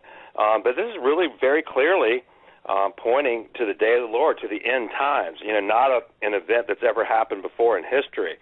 So, no matter, how people want to interpret those passages, they cannot accuse us of being unbiblical by talking about them. They might not like the way that we tie them to current events. They might not like the way we take it quite literally, but it is very much biblical. And, their interpretation is their interpretation. If they want to turn it into some sort of symbolic language that has no tangible meaning, that is, something they can choose to do. But I take it very seriously, and I think people should, be watching for these sorts of things. And I think that, recent events support that they're actually happening, and it's foolish to ignore it. So that's really the perspective that we're putting out here. And so the fact that, you're releasing a book about, the gates of hell being opened and creatures coming over, I think it is a warning to the church. Your kids are out there joining ghost hunting societies and occult clubs, going and trying to bring up spirits using electronics, trying to capture their voices, using little machines and stuff on television to try to detect ghosts. This is what the children in America are doing right now, the stuff that the Bible warns against very specifically, and says that, you put yourself under the influence of demons by doing this stuff. So the fact that we're talking about this stuff and warning people about it, we need to even say it louder, and I don't care about what the critics think. We really need to wake people up because this is happening. The paradigm is shifting. The world is changing. The occult is becoming more in your face. And the fact that, the atheism movement is dying because people are seeing all this spiritual movement. And it's time for the church to wake up and start addressing this stuff. And I'm just really honored to be, in a place with you and Tom where we can function in that role. Absolutely. And hey, Steve, if I can, what Chris is talking about with, the kids are out there right now, and they're being lured into learning how to open their own gates. It's fun, right? Get some electronic equipment and go ghost hunting and open a doorway and communicate with spirits. And then you mentioning that Nero, did you say Nero? Anyway, has an ogre. Yes, Nero. Yep. And he's got this ogre, and he likes watching him be cannibalistic. Tearing people literally live apart in front of him and then eating them, and that really caused, I guess, some perverted response in Nero, but that was his favorite thing. And again, you see, Tom, I didn't know Brett. Brett is one of our listeners, and God bless you, Brett. The bottom line is he sends me this, I think today, okay, when I forwarded it to you today, and the point being is it ties in exactly with what Dr. Mose told you, did it not? I mean, will you share, because this is something that, I'm sorry, I'm excited now. Will you share what, I get really, this is like candy for me, ear candy. The point being is that again, I started the show with saying that classic archaeology, classic, historians just denied cannibalism in the desert Southwest, blah, blah, blah. And now you hear the story about literally men being torn apart, and you're hearing this from Native Americans. By the way, Native Americans know who tells the truth and who doesn't. Just look at the history of the United States government and the way they've treated them, I mean, I'm sorry, but, I'm blunt. The point being is that this is will you share that? Because I think here's what I'm trying to get people to understand. The thing is that we've already been prepared to be turned into a food source, Soylent Green, the Twilight Zone to serve man. the Outer Limits episodes, this thing is predictable in the genre of cinema. Chris is talking about kids. Look at the goths. Look at the vampirism, drinking blood. Look at the combination, of humans, not human, forgive me, perverted sexuality and its association with death. So the point being is that when you're in the desert Southwest and you're hearing this, and again, I'm going back even deeper into ancient history due to the Woods document that's in my new book, or the revision of Genesis 6, the second volume, which has got 165 new photos. I'm telling you that there's a reason. There's a reason. It's fascinating. Chris Putnam, Steve Quayle, Tom Horn are right back at the Tower of Babel, or Babel. Some people pronounce it one way, some pronounce it the other. But the point is that now there's nothing new under the sun, Chris Putnam. We're there, that which was is going to be again. So Tom, share the cannibalism thing. The reason I'm focusing on this is because it's critical and it explains what happens to civilizations that embrace this. Literally, they're not good to the very last man. They devour each other to the very last man, who then ultimately. Here's the thing. We go to Mount Graham, we come down off Mount Graham, we get this information from the Anasazi, we realize that there's something more here that we haven't thoroughly investigated. We're Americans, we grew up in this country, and all of a sudden our eyes are being opened to information about the ancient American history that we are unfamiliar with, and so we decide to investigate it. So while Chris is just returning from Sedona, Arizona, and capturing film of light beings that are coming out of a portal, essentially warning him not to come any closer, I think, and being buzzed by V-shaped craft, I'm getting in a rig, heading out with a film crew for the four corners of the United States. Now, we go into all of the details about that in the book, On the Path of the Immortals, so I won't take time to tell it all, but here's this one part you were asking me to tell you. We had tried to get authorities from within the Native American nations, whether it be Apache, Hopi, Navajo, whatever, to sit down with us. We're talking elders, people who are leaders in the nations, and they're very suspicious. They don't like to talk to white people because, we too many times New Agers have taken their information and then went out and misused it. And so they're very suspicious. So we were working a year and a half, trying. Finally, bottom line is, we get a sit down with the third generation, the Navajo Nation's medicine man. He's an academic. He's written books that they use in their universities and schools. And we meet him actually on the campus of the school. We go into a traditional hogan, and we didn't tell him we was going to film him. And when we get there, he's willing to meet with us. We go inside the hogan. Our cameraman comes in. He sees the camera. He doesn't like the camera, but he doesn't stop us. And so we actually filmed 3 hours of Dr. Don Mose, he's a famous person in the Navajo Nation. And one of the books, I don't know if I showed it to you when you were here, but one of the books that he wrote, he had an artist depict some of the giants that were alive and that the Indians had to fight against cannibalistic giants here in the U.S. in early times. But anyway, we sat down, and here's the point I want to make. He starts telling us, because I asked him, tell me, what happened to the Anasazi? This is a giant mystery. Where did these pre-Pueblo Indians that built these magnificent cliff dwellings in the Four Corners area of the United States, where did they go? They disappeared literally overnight. Nobody knows where they went, and the universities admit that. Now they have theories, and they say that there could have been like a drought, and so they migrated away. And so I asked him to tell me what happened to the Anasazi, and so we sit down, and he starts giving me the traditional story that they might tell to any other white person about a 7-year drought. They migrated away. They eventually became a different people, maybe the Hopi, whatever. And so he's talking, and I stopped him, and I said, now I understand there's really a lot of evidence that suggests that that's not what happened with the Anasazi, that something else happened. and we've got this on film. And oh, by the way, we're giving away. It's not available to the public anywhere. If you go to skywatchtv.com, you'll see the big ad up there on the top of the page. Click on that. If you purchase the book On the Path of the Immortals through skywatchtv.com, among all the other $200 worth of stuff we're giving away, we are providing the 2.5-hour special investigative report that has exclusive film footage of Dr. Mose, things that Chris Putnam caught on film. That 2.5-hour investigative report is being provided free, but you can't get it anywhere else. That's where you're going to get it.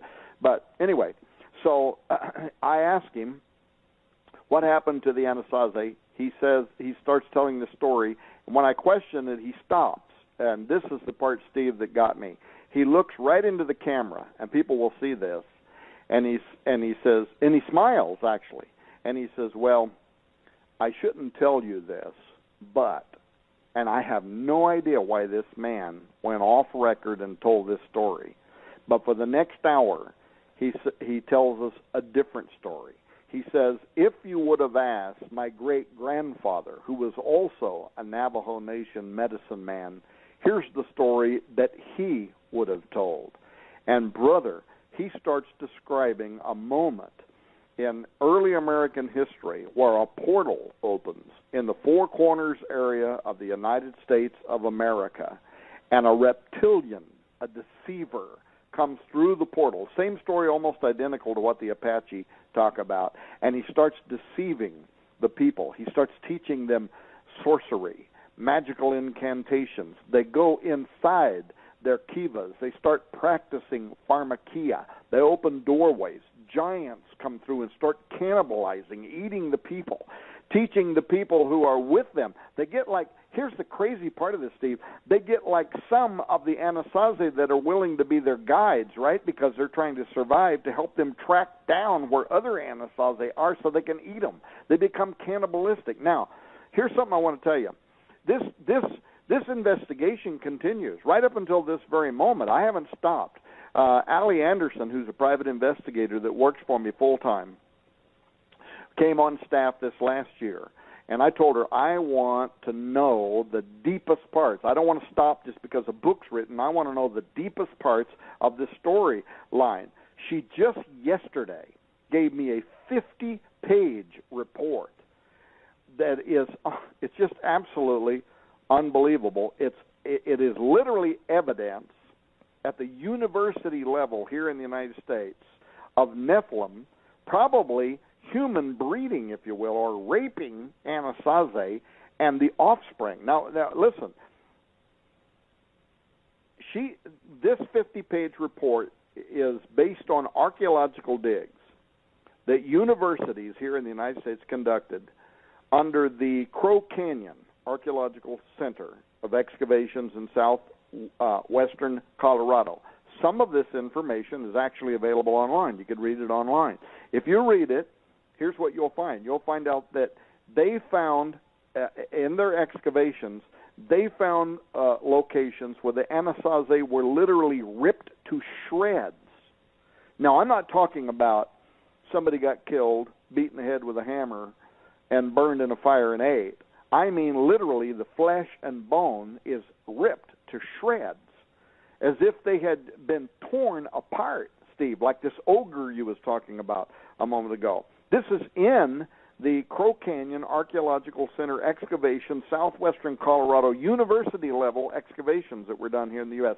Secondly, they found where the bones of some of those who had been ripped to shreds were scattered over a very large region, as if something had torn them up, almost, it sounds terrible, almost like packing them for food, almost like carrying them like they're like the Indians would, make jerky or something and carry that over long distances, because the bones of an individual would be found many, many miles away, another bone that relates to that individual. Thirdly, and this is where it gets really weird, they uncovered remains of what they're calling Anasazi Indians, but they're larger than all of the other Anasazi-Indians. They have mutated mandibles. They have sharp teeth, almost like an animal, and they have 6 fingers and 6 toes.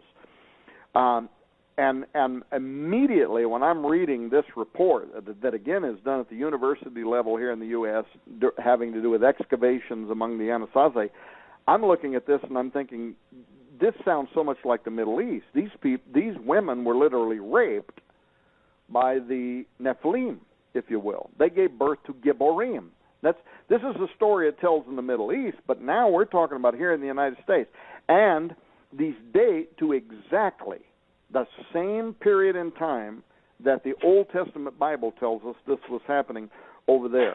So, hey, I could add just a detail to that. I mean, one of the reasons that we can be really confident that there was cannibalism going on is that archaeologists have absolutely discovered petrified human dung, human waste.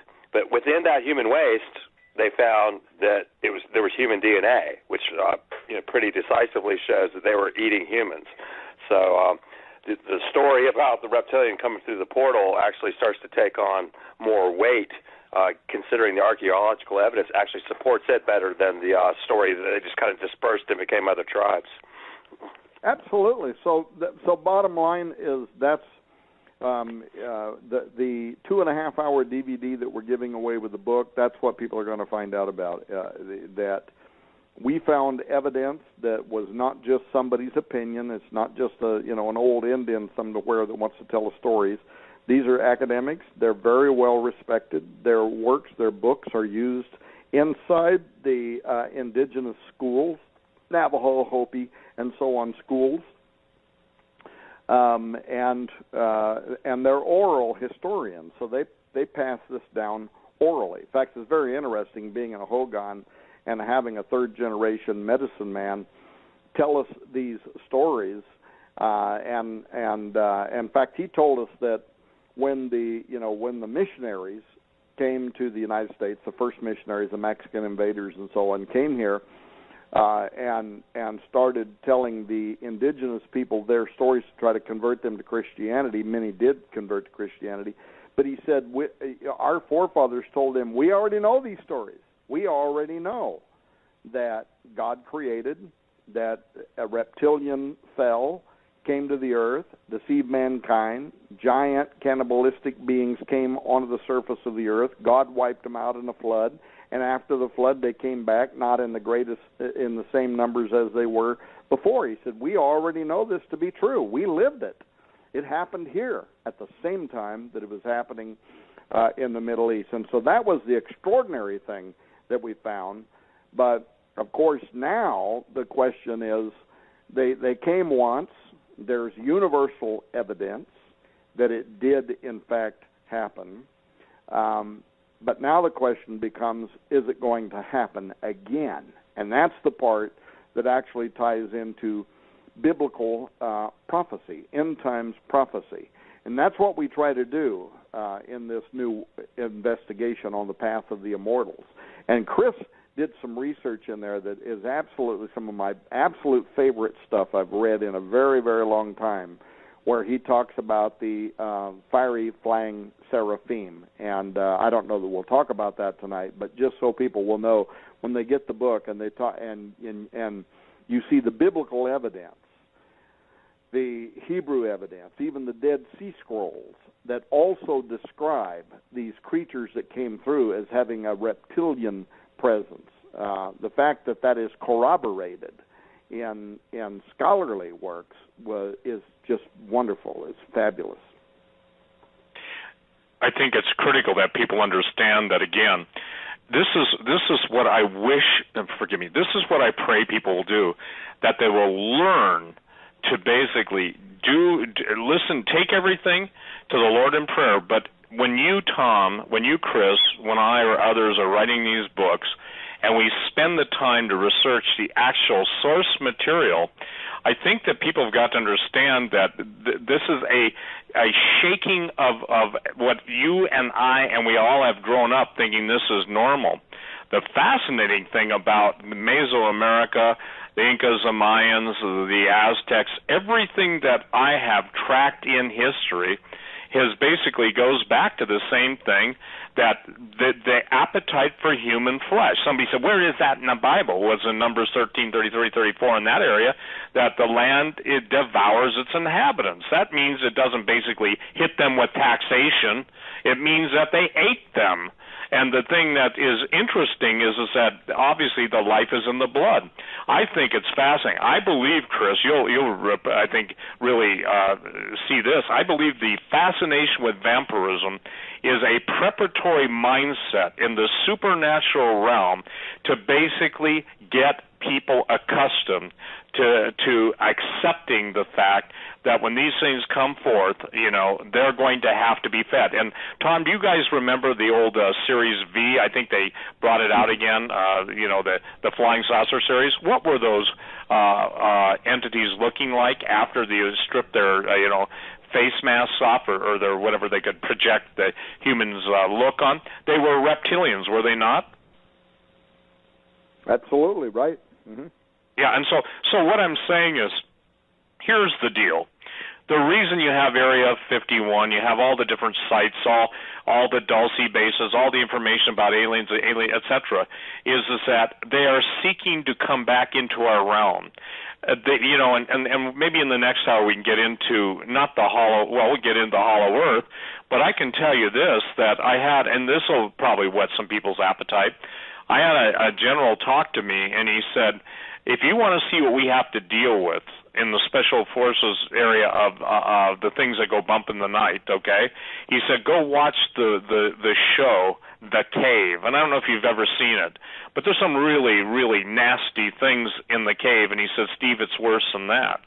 So it's fascinating that in the cave, and again, it's available on whatever you can, get on Netflix or whatever. And there's another movie that was like that, and I forget the name of it, but it was very similar. They both came out at the same time. Again, that was floating. So when Jesus said that men's hearts are going to fail them for things coming up on, UPON, the earth, what do people think that is? Do they think it's seriously, if our critics have any basis of standing, why don't they do a refutation beyond the sons of Seth? And everything in Genesis, I want to make this clear, everything in Genesis said after its kind. Anything that God created and he saw it and it was good. Everything the devil has done in history, and people can go on my website, Genesis6Giants.com, Genesis 6 Giants, all spelled out. 6 is the the number 6. Genesis6Giants.com, and read in the ancient manuscripts. It's up on the top nav bar, but they can read the Book of Giants, the Book of Enoch. See, we talk primarily about human-like things, but it says the fallen angels, the Nephilim, had sex with everything. I mean, in my book, Genesis 6, I quote some of the Babylonian tablets where these guys, the Nephilim, are bragging to their buddy Nephilims about getting it on with animals. And that's why God's prohibition, listen to this, against bestiality required the death of the beast as well as the person that was doing the beast. I'm sorry, I don't know how to say it any clearer than that. Most people cannot equate that to a genetic judgment by the living God. I don't know to the degree that was possible, but aren't we seeing this, you guys, in a technological form? Chris, I'll point the question to you. Are we not seeing the combination now of chimera-like beings, everything, and it kind of passed, it just went over everybody's heads until Tom Horn came on the scene, Steve Quayle came on the scene, and others came on the scene. Wait a minute, this is wrong. We're crossing every boundary. So every single boundary that God had placed in a position for our safety, for our protection, out of his love for us, these guys are trying to break. So it's fascinating that when somebody says they're seeing dinosaurs or they're seeing anything in that realm, I don't doubt it. And by the way, Tom, did you ever get that YouTube to open up with the demons at the beam point in CERN? No, you sent it to me earlier and it didn't open, and I left, and then when I came back it was time for the show. Okay. Well, anyway, I was contacted by a cutout, meaning somebody that was too frightened to contact me. I don't blame them. And they were talking about those very things, seeing. So, Chris, this is the question to you. We've got CERN now. We have people literally dancing. I'm talking about a dance troupe, Let's call it the ballet from hell, okay? Hell's ballet, dancing around, doing the dance of cosmic destruction in CERN. Okay, ask yourself this. Yes, Shiva. They're doing the dance of Shiva. I'm talking about people literally in the tunnels, dancing around, making this big epic thing. Obviously, they're celebrating the coming destruction of the world and the promise of a new recreated world. What's your thought on that? Because, this is so beyond bizarre. This is so beyond the outer limits. This is even beyond the time tunnel combined with the Twilight Zone, okay? The point being, address that, because these are human beings dancing to their own destruction. Yeah, well, Steve, it's beyond question that they have this huge collider built over there, and they have a statue of what every Christian would easily identify as a demon. That the Hindus call their creator Shiva, and also the god of destruction, the destroyer of worlds.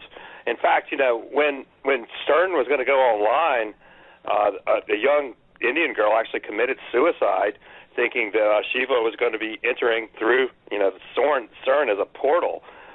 So a lot of people were concerned that actually take the god Shiva seriously. Now, of course, we would identify Shiva as just another demon. In Hinduism, they have literally 30 million named gods, and I think that's quite telling of what that religion is really about. The 30 million gods are basically just the different levels of demonic entities that we would acknowledge. Yes, they do exist, but they certainly aren't our creators, or ultimately they will not destroy the universe. They're going to be put in their place. But here we have these atheistic scientists who are making really high-minded and boastful claims about discovering the nature of creation. They're going to call, the subatomic particle the God particle, as if they were discovering God with subatomic physics. And it's all kind of blasphemous in a particular way, because most of them don't even really believe in God, much less worship Him or acknowledge His holiness, or that He really is the Creator. They think that it's all naturalism, and that they are these scientists who are going to inform us of the truth, and we're just, superstitious religious people who can't grasp, their level of intellect. This is what they think. But at the same time, they're making statements about we could open a gateway and no telling what might come through. They believe in parallel universes. They believe in the possibility of other realities, and they speculate that, they could actually send a message to one of these places using gravitons.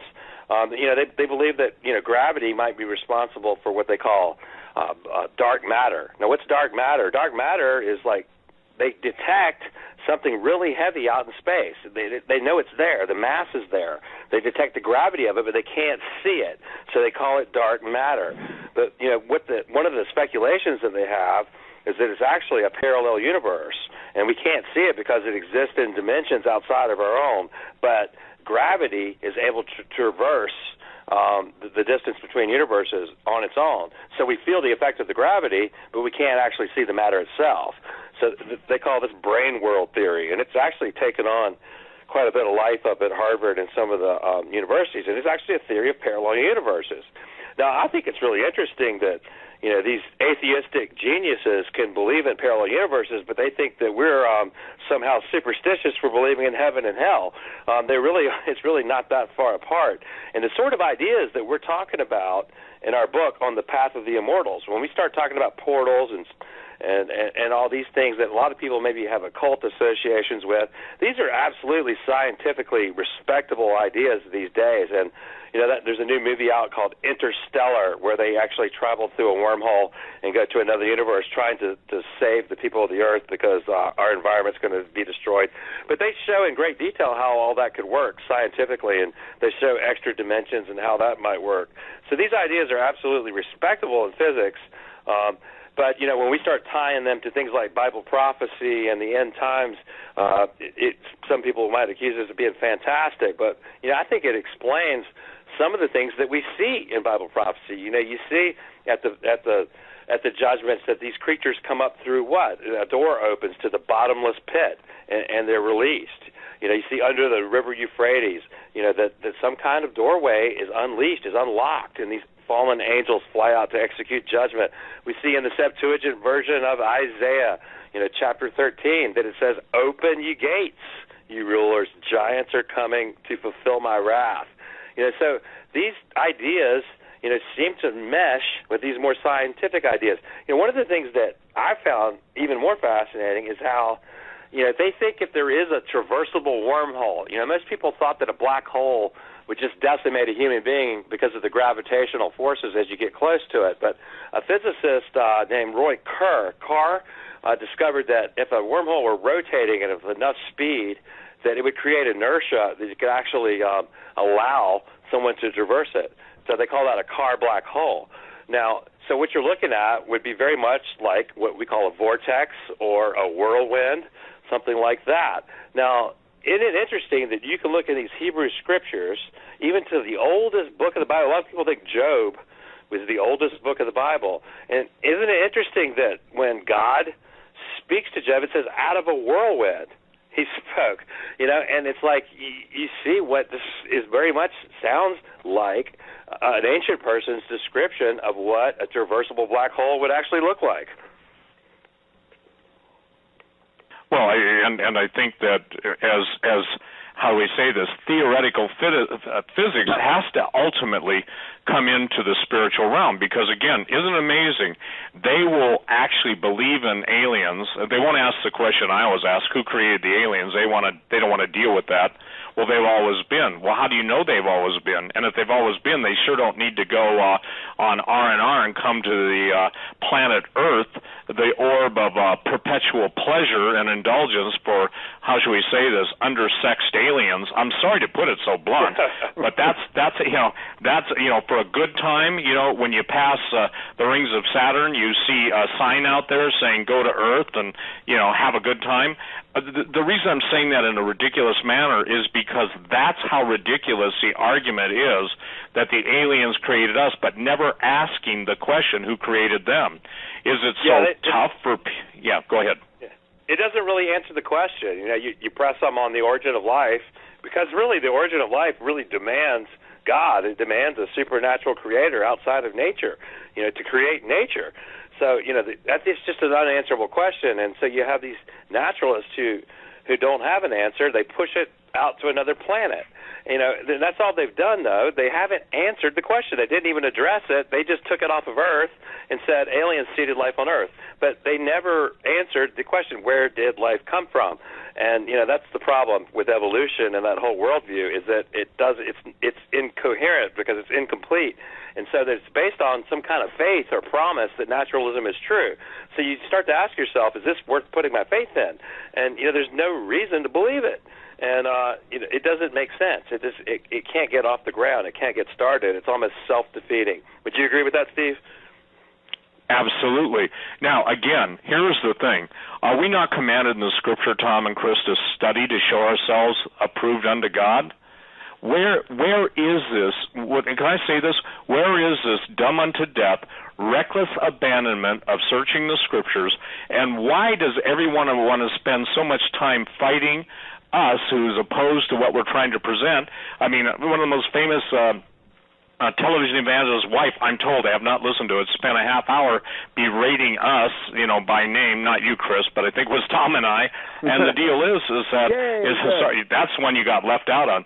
The point being is that we're at a point now in history where we can give answers. The Word of God has answers, and I can tell you this: just the fact, and I know we got to take a break, just real quick, just the fact that when people understand that the children, the inhabitants of the land, when the children of Israel were commanded to kill every man, woman, and child, those were not normal human beings. And that had been a sticking point in so many people's lives, just that simple explanation, because God knew if they didn't get rid of them, those guys would eat the children of Israel. Do we need to take a break, Doug? And ladies and gentlemen, again, this will be available, on Doug and Joe's website, and I would encourage you to prayerfully and carefully start to take advantage of the opportunity combined, with all the years that Tom Horn's been doing this, I've been doing this, Chris is doing this, the area of research that we're in, and the area, I would say this, of what I would call true revelation based on the Word of God. I mean, just as the enemy has come in like a flood with all of the false supernaturalism, all of the occult, all of the New Age, all of the, I would say, aberrations of the truth still shines out and will stand out. Chris, you were talking about dark matter. Today, the Hadron Collider collided its first photons. But let me share this because this will illustrate what you just said. I'm quoting. Other results may reveal the existence of hidden dimensions through which gravity spreads, explaining why the gravitational pull of the planet is weak enough to overcome just by jumping.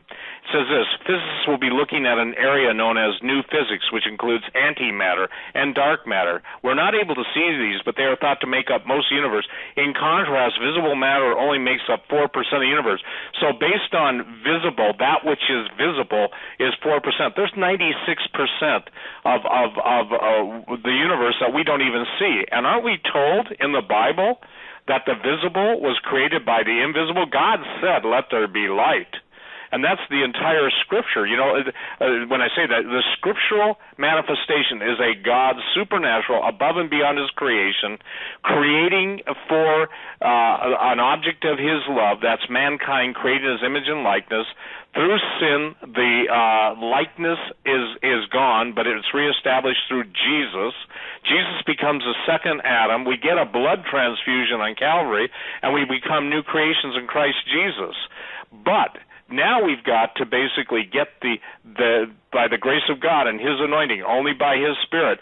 Well, people begin to understand that the reason that Christians are being trodden underfoot, that the salt's lost its savor, the light's gone out. Not only has the light gone out, but not even have they put it under a bushel, they've covered it with 5 tons of mud.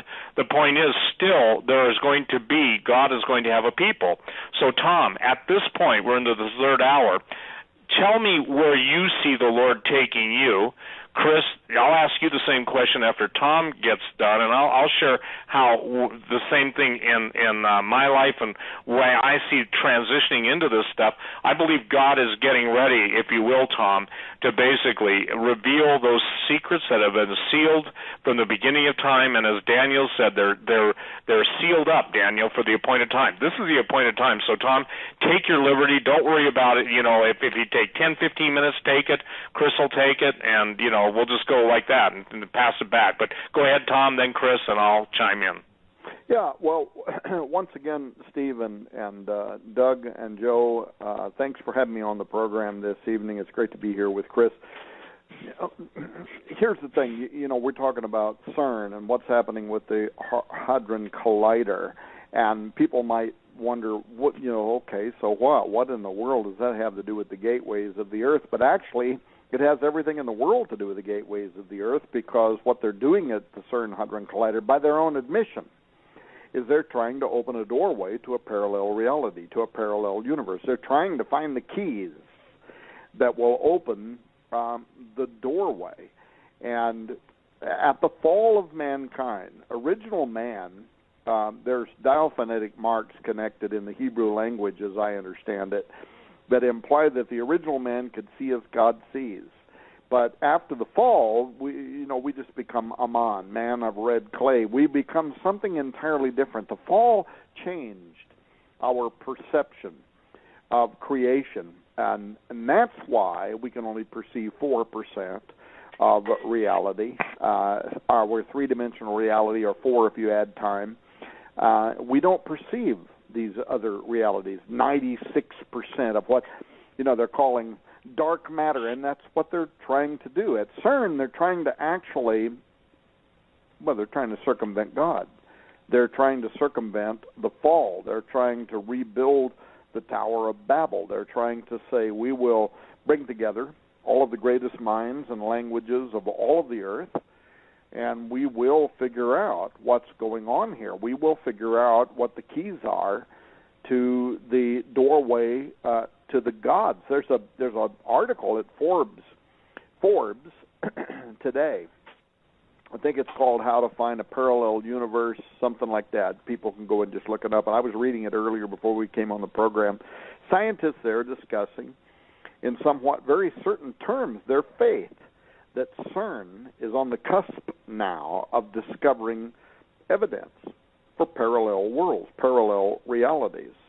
And so they're running these experiments. These are, by the way, these are the most powerful experiments ever conducted on the face of the Earth. They are colliding protons, not right yet, but they are going to this coming week. 1 week from now, by the mid of May, they'll be colliding protons at nearly the speed of light, and they're expecting that they'll have something like 600 million collisions per second that they'll be conducting.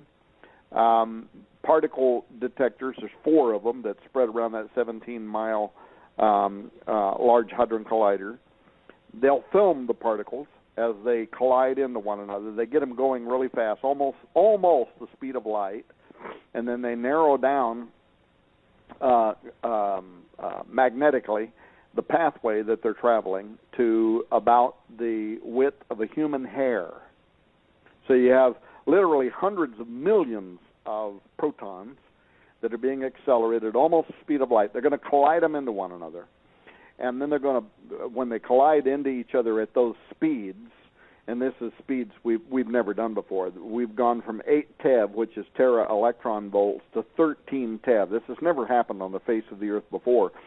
These colliders are going to literally explode apart beneath the surface of the Earth inside that collider, and then they have detectors that film what happens when those break apart into their subatomic particles. Now, what are they doing? They're looking for quarks. They're looking for gluon. Go back and get the series that Steve Quayle and I did. It's a 6 or 8 part series called The Days of Noah or something like that. And here's what's amazing, Steve. You and I did this something like 7 or 8 years ago when the CERN collider was going online for the first time, and we said they're looking for gluon, they're looking for quarks, they're looking for gravitons. Well, guess what? 6, 7, 8 years later, they're looking for exactly what you and I said they would be looking for. So, but so what, right? They're particle physicists. So what? They're trying to make out what all matter is made out of. So what is answered in this way. First of all, they're trying to figure out gluon is the overlaying of sound waves. In the beginning, God spoke. Let there be. They're trying to figure out how God called forth molecular structures from nothingness into somethingness by his spoken word. They're trying to figure out why the New Testament says that Jesus is the Word, the audible expression of God incarnate, and that all things are by him and for him, and without him was not anything made that was made, and he is holding all things together. They know that gluon is holding all things together. They know that to be true. They know that the Bible is true.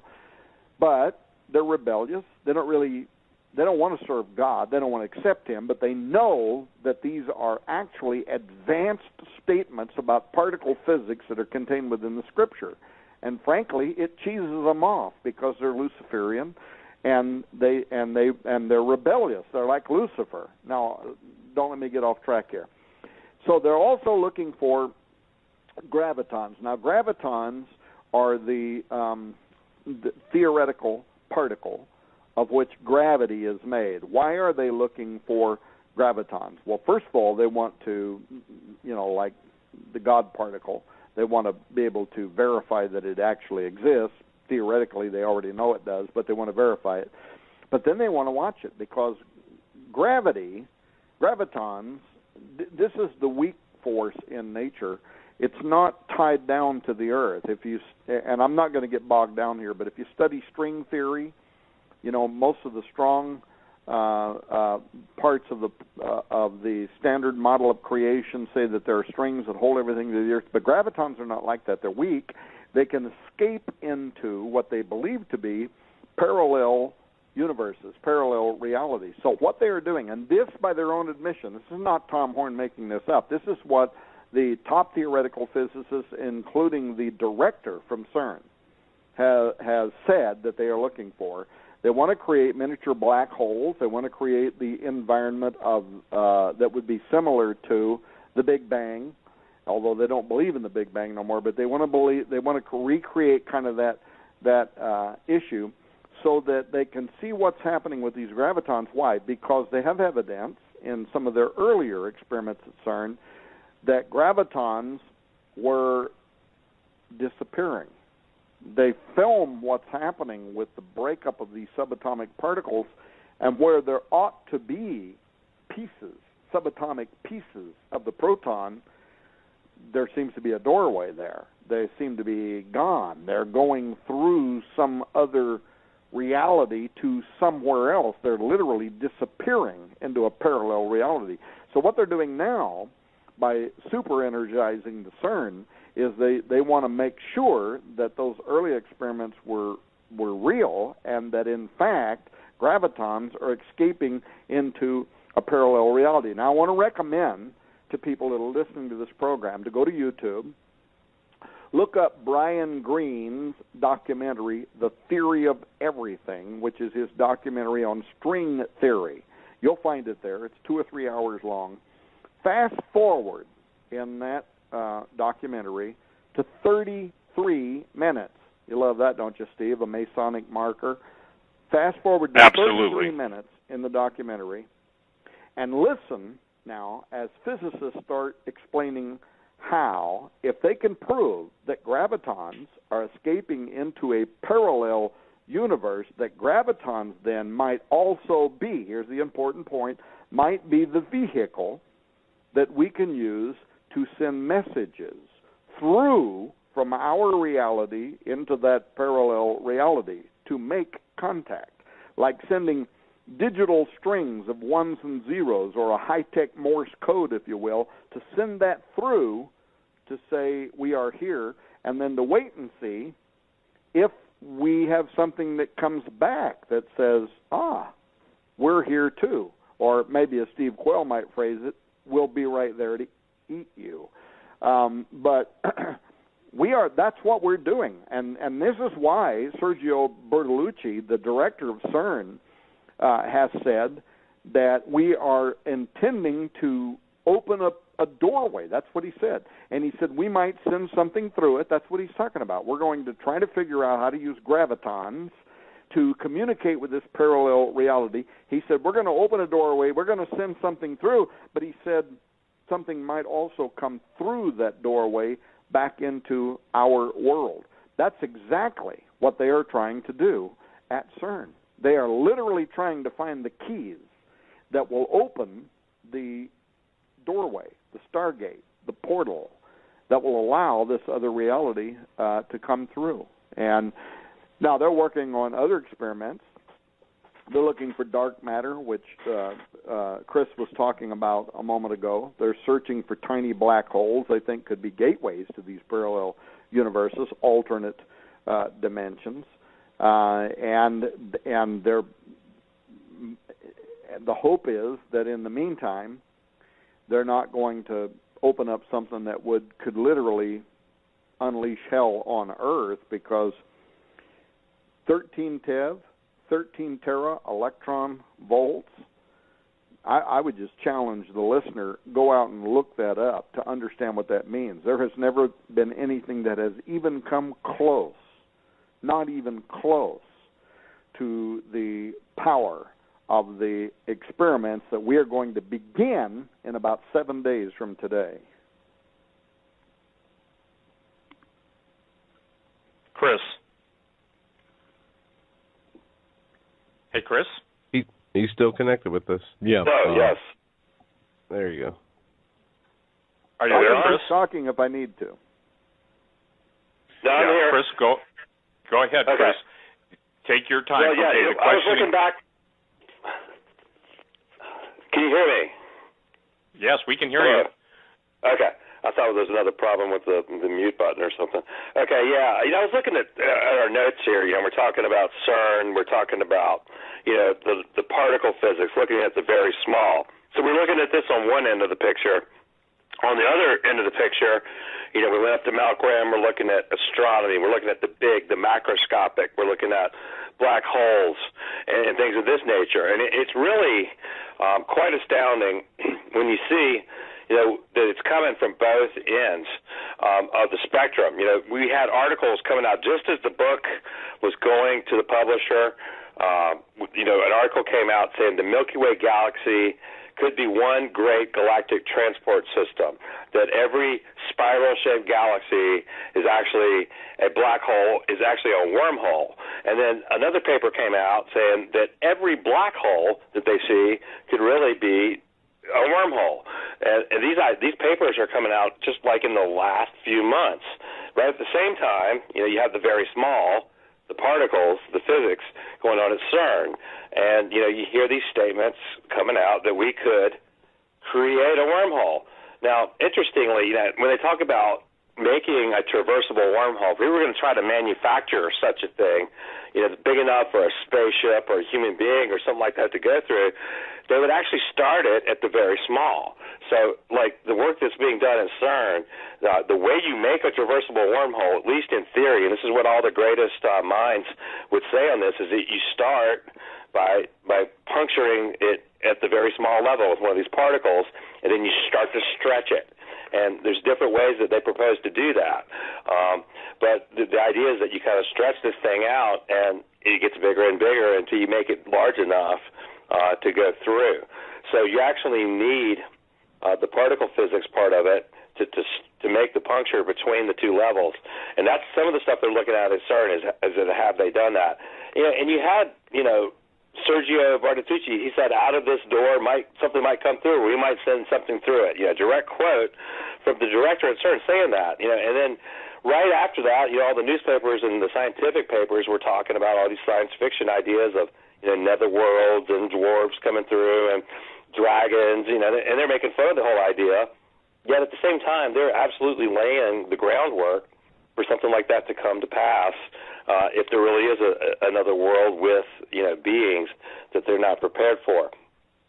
So they're kind of looking at it, like the tongue-in-cheek sort of thing, yet they're very much doing the work. And at the same time, we have these astronomers. And this is really what I found fascinating, is that they're talking about every spiral galaxy is actually a galactic transport system, meaning that there is some sort of black hole, traversable wormhole to get to like any part of the galaxy or to another spiral galaxy. That spiral galaxies perhaps interconnect. So these are very scientifically respectable ideas. So we're talking about how does this, affect, the thesis in our book. We're talking about who are the immortals. People wonder that right off the bat. Well, I don't really like the term angels so much because it's really just a alliteration of the Greek term angelos, which means messenger. And typically, God would send messengers, like in the Gospels, like when the stone was rolled away from the tomb, and they look like human beings, and they bring messages, like Gabriel did to Daniel when he was praying. He appeared as a brilliantly shining man, but very much like a man. But yet we see all these other beings in the Bible, like the seraphim. And then so a lot of people might kind of recoil at the idea that we're talking about reptilians. Well, the seraphim are reptilians, and scholars pretty much universally agree with this, that they are flying reptilian beings. And so, Tom mentioned earlier that we talked about these plumed serpent deities down in Mesoamerica. Well, we know that some of these angelic beings, these divine beings, these beings from the divine realm, rebelled against God. Well, we see these flying serpent beings in God's throne room called the seraphim. Well, in Isaiah, that same term appears later in the book, but they don't just say seraphim. They call it, like in the King James, it says fiery flying serpent. It's the exact same term in Hebrew, seraphim. It just depends on the context. If they're fallen, it appears that our translators have kind of made a decision for us it's almost like somewhat of a obfuscation, I think, because when they're in the throne room of God, they just call them seraphim, and it kind of masks the truth that they are reptilian beings, even there, because and then later they use the same term. They'll just translate it as fiery flying serpent, but it's absolutely the same word that Isaiah used when he was in the throne room of God. So the existence of flying serpent beings is a biblical idea. It's right there in Isaiah, and it appears all throughout the Bible. But in the Old Testament, every time you see a seraphim mentioned, that is a reptilian. There's really universal agreement on that with Semitic language scholars. So when you go down to Mesoamerica and you see these peoples are worshiping plumed serpent deities. I mean, it's pretty clear to me that this is the same sort of divine being that Isaiah saw in the throne room, but it's a fallen divine being. It's a divine being that's accepting worship, that's presenting itself as a god, and it's absolutely commanding blood sacrifice, human sacrifice. And it's really not that surprising when you put the big picture together. But that, Quetzalcoatl is a fallen seraphim, from the Hebrew Bible. So, we make that argument in the book. And so, like I said, Angelos is a messenger, yet we see seraphim, we see cherubim, and these are fierce-looking creatures. A cherubim is not something that God would send as a messenger because it would scare the piss out of whoever it showed up to. And, that is absolutely a biblical idea as well. And I would add, Chris. I got to stop. Chris, talking about people having the pee-pee scared up. These seraphim, that's exactly what Dr. Mose described. It's exactly what the Apache and the Hopi described, but it's also what we show in our film, our exclusive film that we shot of the petroglyphs. And when we went down into the petroglyphs, we hired a Cherokee guide to take us into places where the public can't go. We went actually literally past a locked gate where you can't go. And I got to tell you something about something else you told me in a minute, Steve. Don't let me forget about the Fifth World. But he takes us down there. We shoot film petroglyphs that were drawn as early as maybe 1,000 years before Christ, and it shows the spiral vortex, right, Chris? The spiral vortex, the tornado, if you will, and next to it, a giant reptilian creature with a halo around its head coming through the spiral vortex. Right next to that giant six-toed footprints in pursuit of smaller five-toed footprints. And when you couldn't stand there and look at these ancient petroglyphs that were drawn at the same time Moses was writing the Old Testament and not understand that the phenomenon that was occurring on the earth was global, it was worldwide, and that, by the way, is why there had to be a universal flood, not just a Middle East flood. It had to be worldwide because all flesh, the Scripture says, both man and beast, had become corrupted. But these seraphim that were here in the U.S. and the ones that Chris is talking about in the Hebrew Old Testament, and the fact that they're terrifying, it doesn't make me feel much better when we're talking about CERN and what they're trying to do at CERN, to know that dedicated right outside of the headquarters there is Shiva, the very entity you guys were talking about, the deity, the Indian entity that destroys at the molecular level and rebuilds at the molecular level. But what I would challenge people to do is go and go to Wikipedia and look up the Shiva statue that is standing there, blow up the image until you can read the dedicatory that is on the bottom of that statue. That's the part that'll blow you away, because the statue isn't just there. The statue is dedicated as the omnipresent God. Instead of Jehovah, this Shiva is dedicated as the omnipresent God. Additionally, CERN is actually located in St. Genus Quayle. Now, this is a township in eastern France. It lies on the border with Switzerland. It's nestled into the foothills of the Jura Mountains and Lake Geneva. This Quayle was actually established by the Romans in ancient times as, guess what, Apaliacum. It literally served as a location for a temple to Apollo or Apollyon, which is listed in the book of Revelation as belonging to the king of the hybrid fallen creatures that rise up out of the pit. This is literally the king, Abaddon, Apollyon, of those who are beneath the surface of the earth, behind that gateway that's going to open up when Revelation 9 unfolds, and a star having a key to the bottomless pit descends to the earth and opens that bottomless pit.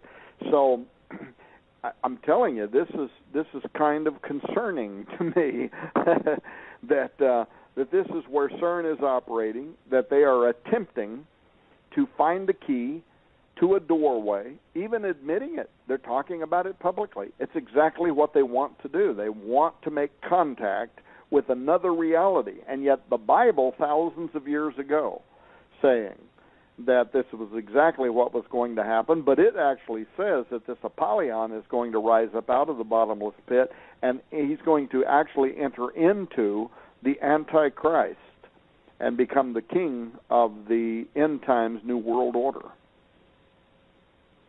Well, it's interesting, isn't it? We're talking about necromancers, if you use the word Rapha, Chris, out of, the Hebrew, the dead, or Rephaim, the dead, but isn't it, I got a new word for you guys, okay? Where in the old days we used to have necromancers, now we've got technomancers, okay? Mm-hmm. I mean, people that are usually, how do I say this? They're using the very technology of the fallen ones to release the fallen ones to make war against God. I want to read something because this will blow everyone's mind. For those who don't think the Bible's relevant or contemporary or can deal with issues like this, let me read Colossians, the first chapter, the 6 verses. This is really important. Written by, obviously, Paul to the Colossians. Giving thanks unto the Father, which has made us meet to be partakers of the inheritance of the saints in light, who hath delivered us from the power of darkness and has translated us into the kingdom of his dear Son, in whom we have redemption through his blood, even the forgiveness of sins. Now look at that. Who hath delivered us from the power of darkness. There is a power in darkness and has translated us into the kingdom of his dear Son. God is giving the contrast, and Paul is actually giving the contrast in Colossians of the difference between light and darkness. Who is the image? It's talking about Jesus, of the invisible God, the firstborn of every creature. For by him, Jesus, were all things created that are in heaven, that are in earth, visible and invisible, whether they be thrones or dominions or principalities or powers. All things were created by him and for him. And he is before all things, and by him all things consist. And he is the head of the body, the church, who is the beginning, the firstborn from the dead, that in all things he might have the preeminence. I believe, Tom, Chris, that gravity is a pressure, and I believe the very power, if you say power and put your hand up to your mouth, that's a stop plosive, and that power is literally the word of God is a gluon, okay? And I believe that the absolute, and I don't know how it's going to happen, but at some point, here's something that we'll see it comes to pass, the relationship between sound and light beyond lasers and masers, I'm not talking about that, the very harmonics of the universe. You guys, you can go on YouTube and you can listen to the different sounds that are emitted. It talks about the morning stars singing together. Well, the point being in all this, and this is where we're getting for, is dark matter has a presence. Even when Kurzweil wrote WROTE, his book on spiritual machines, it's kind of like a Stephen King novel.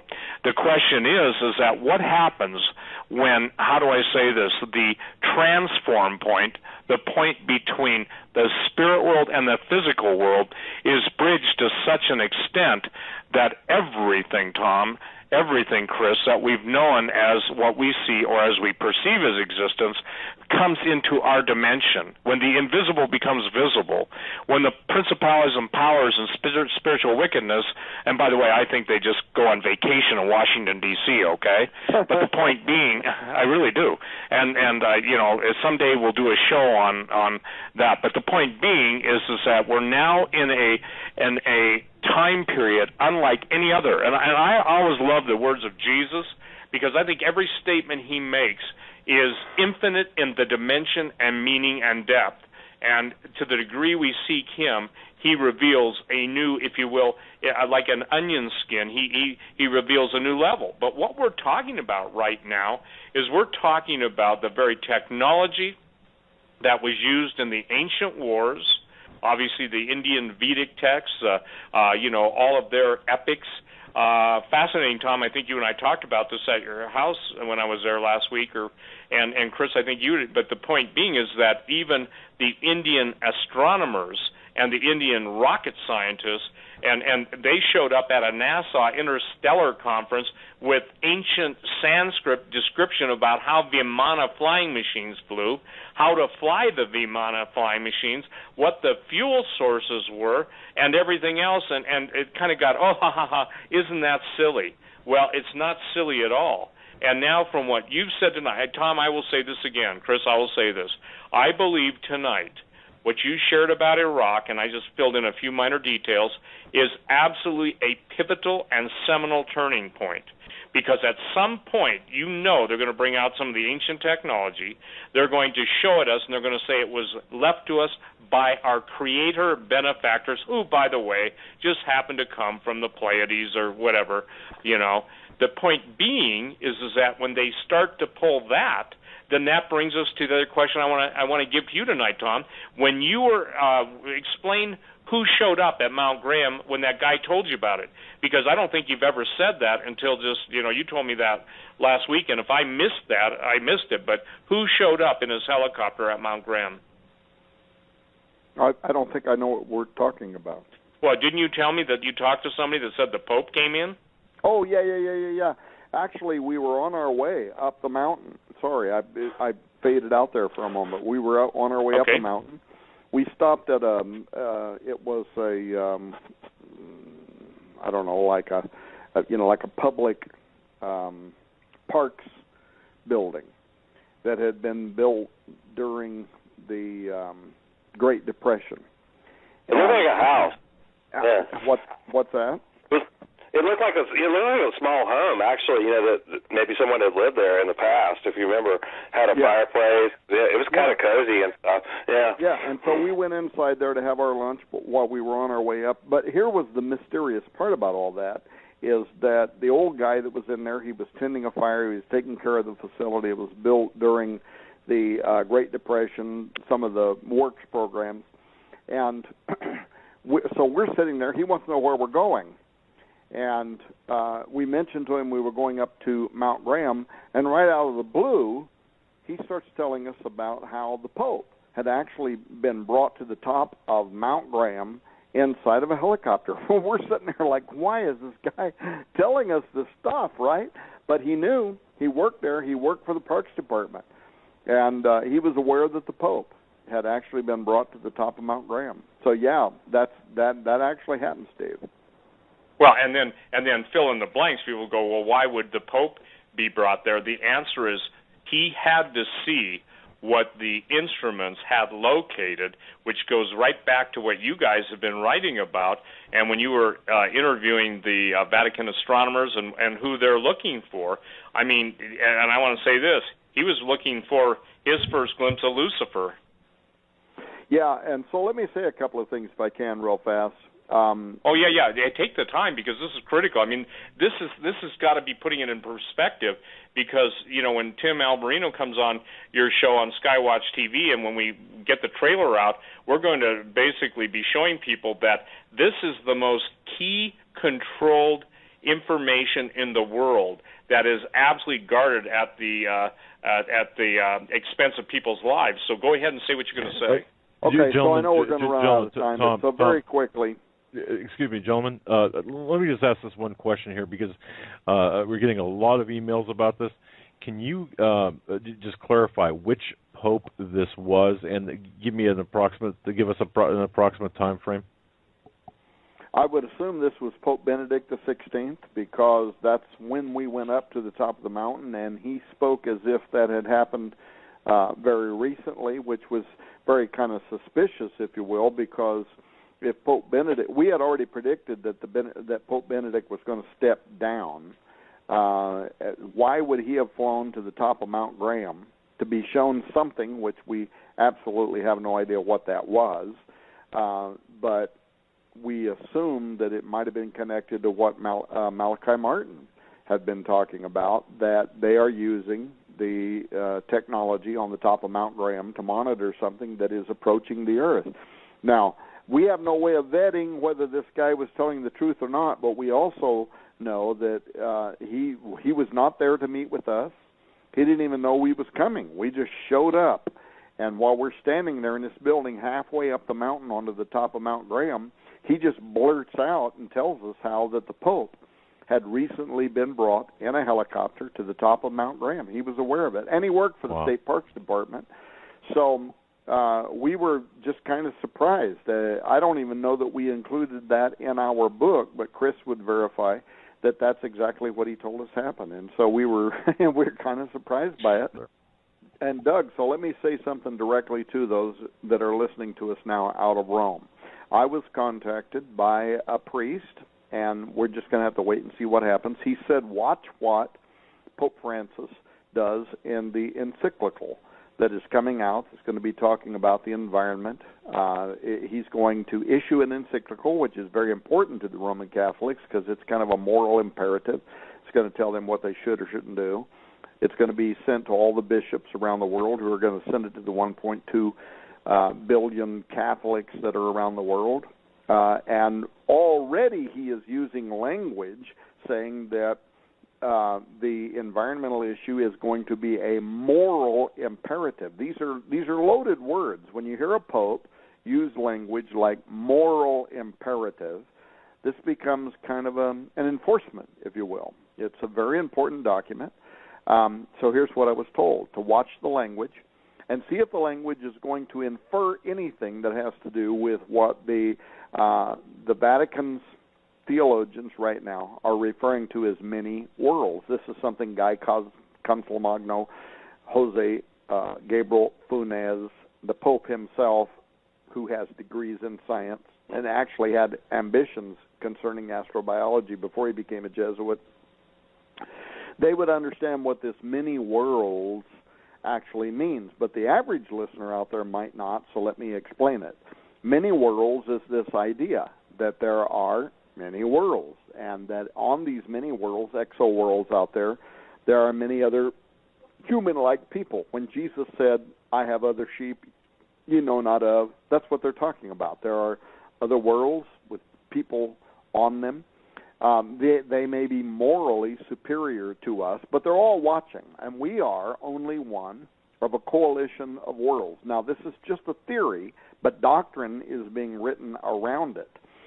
And that the time may come when we may be contacted by these other worlds to warn us that we are becoming a danger to the environmental condition of the earth.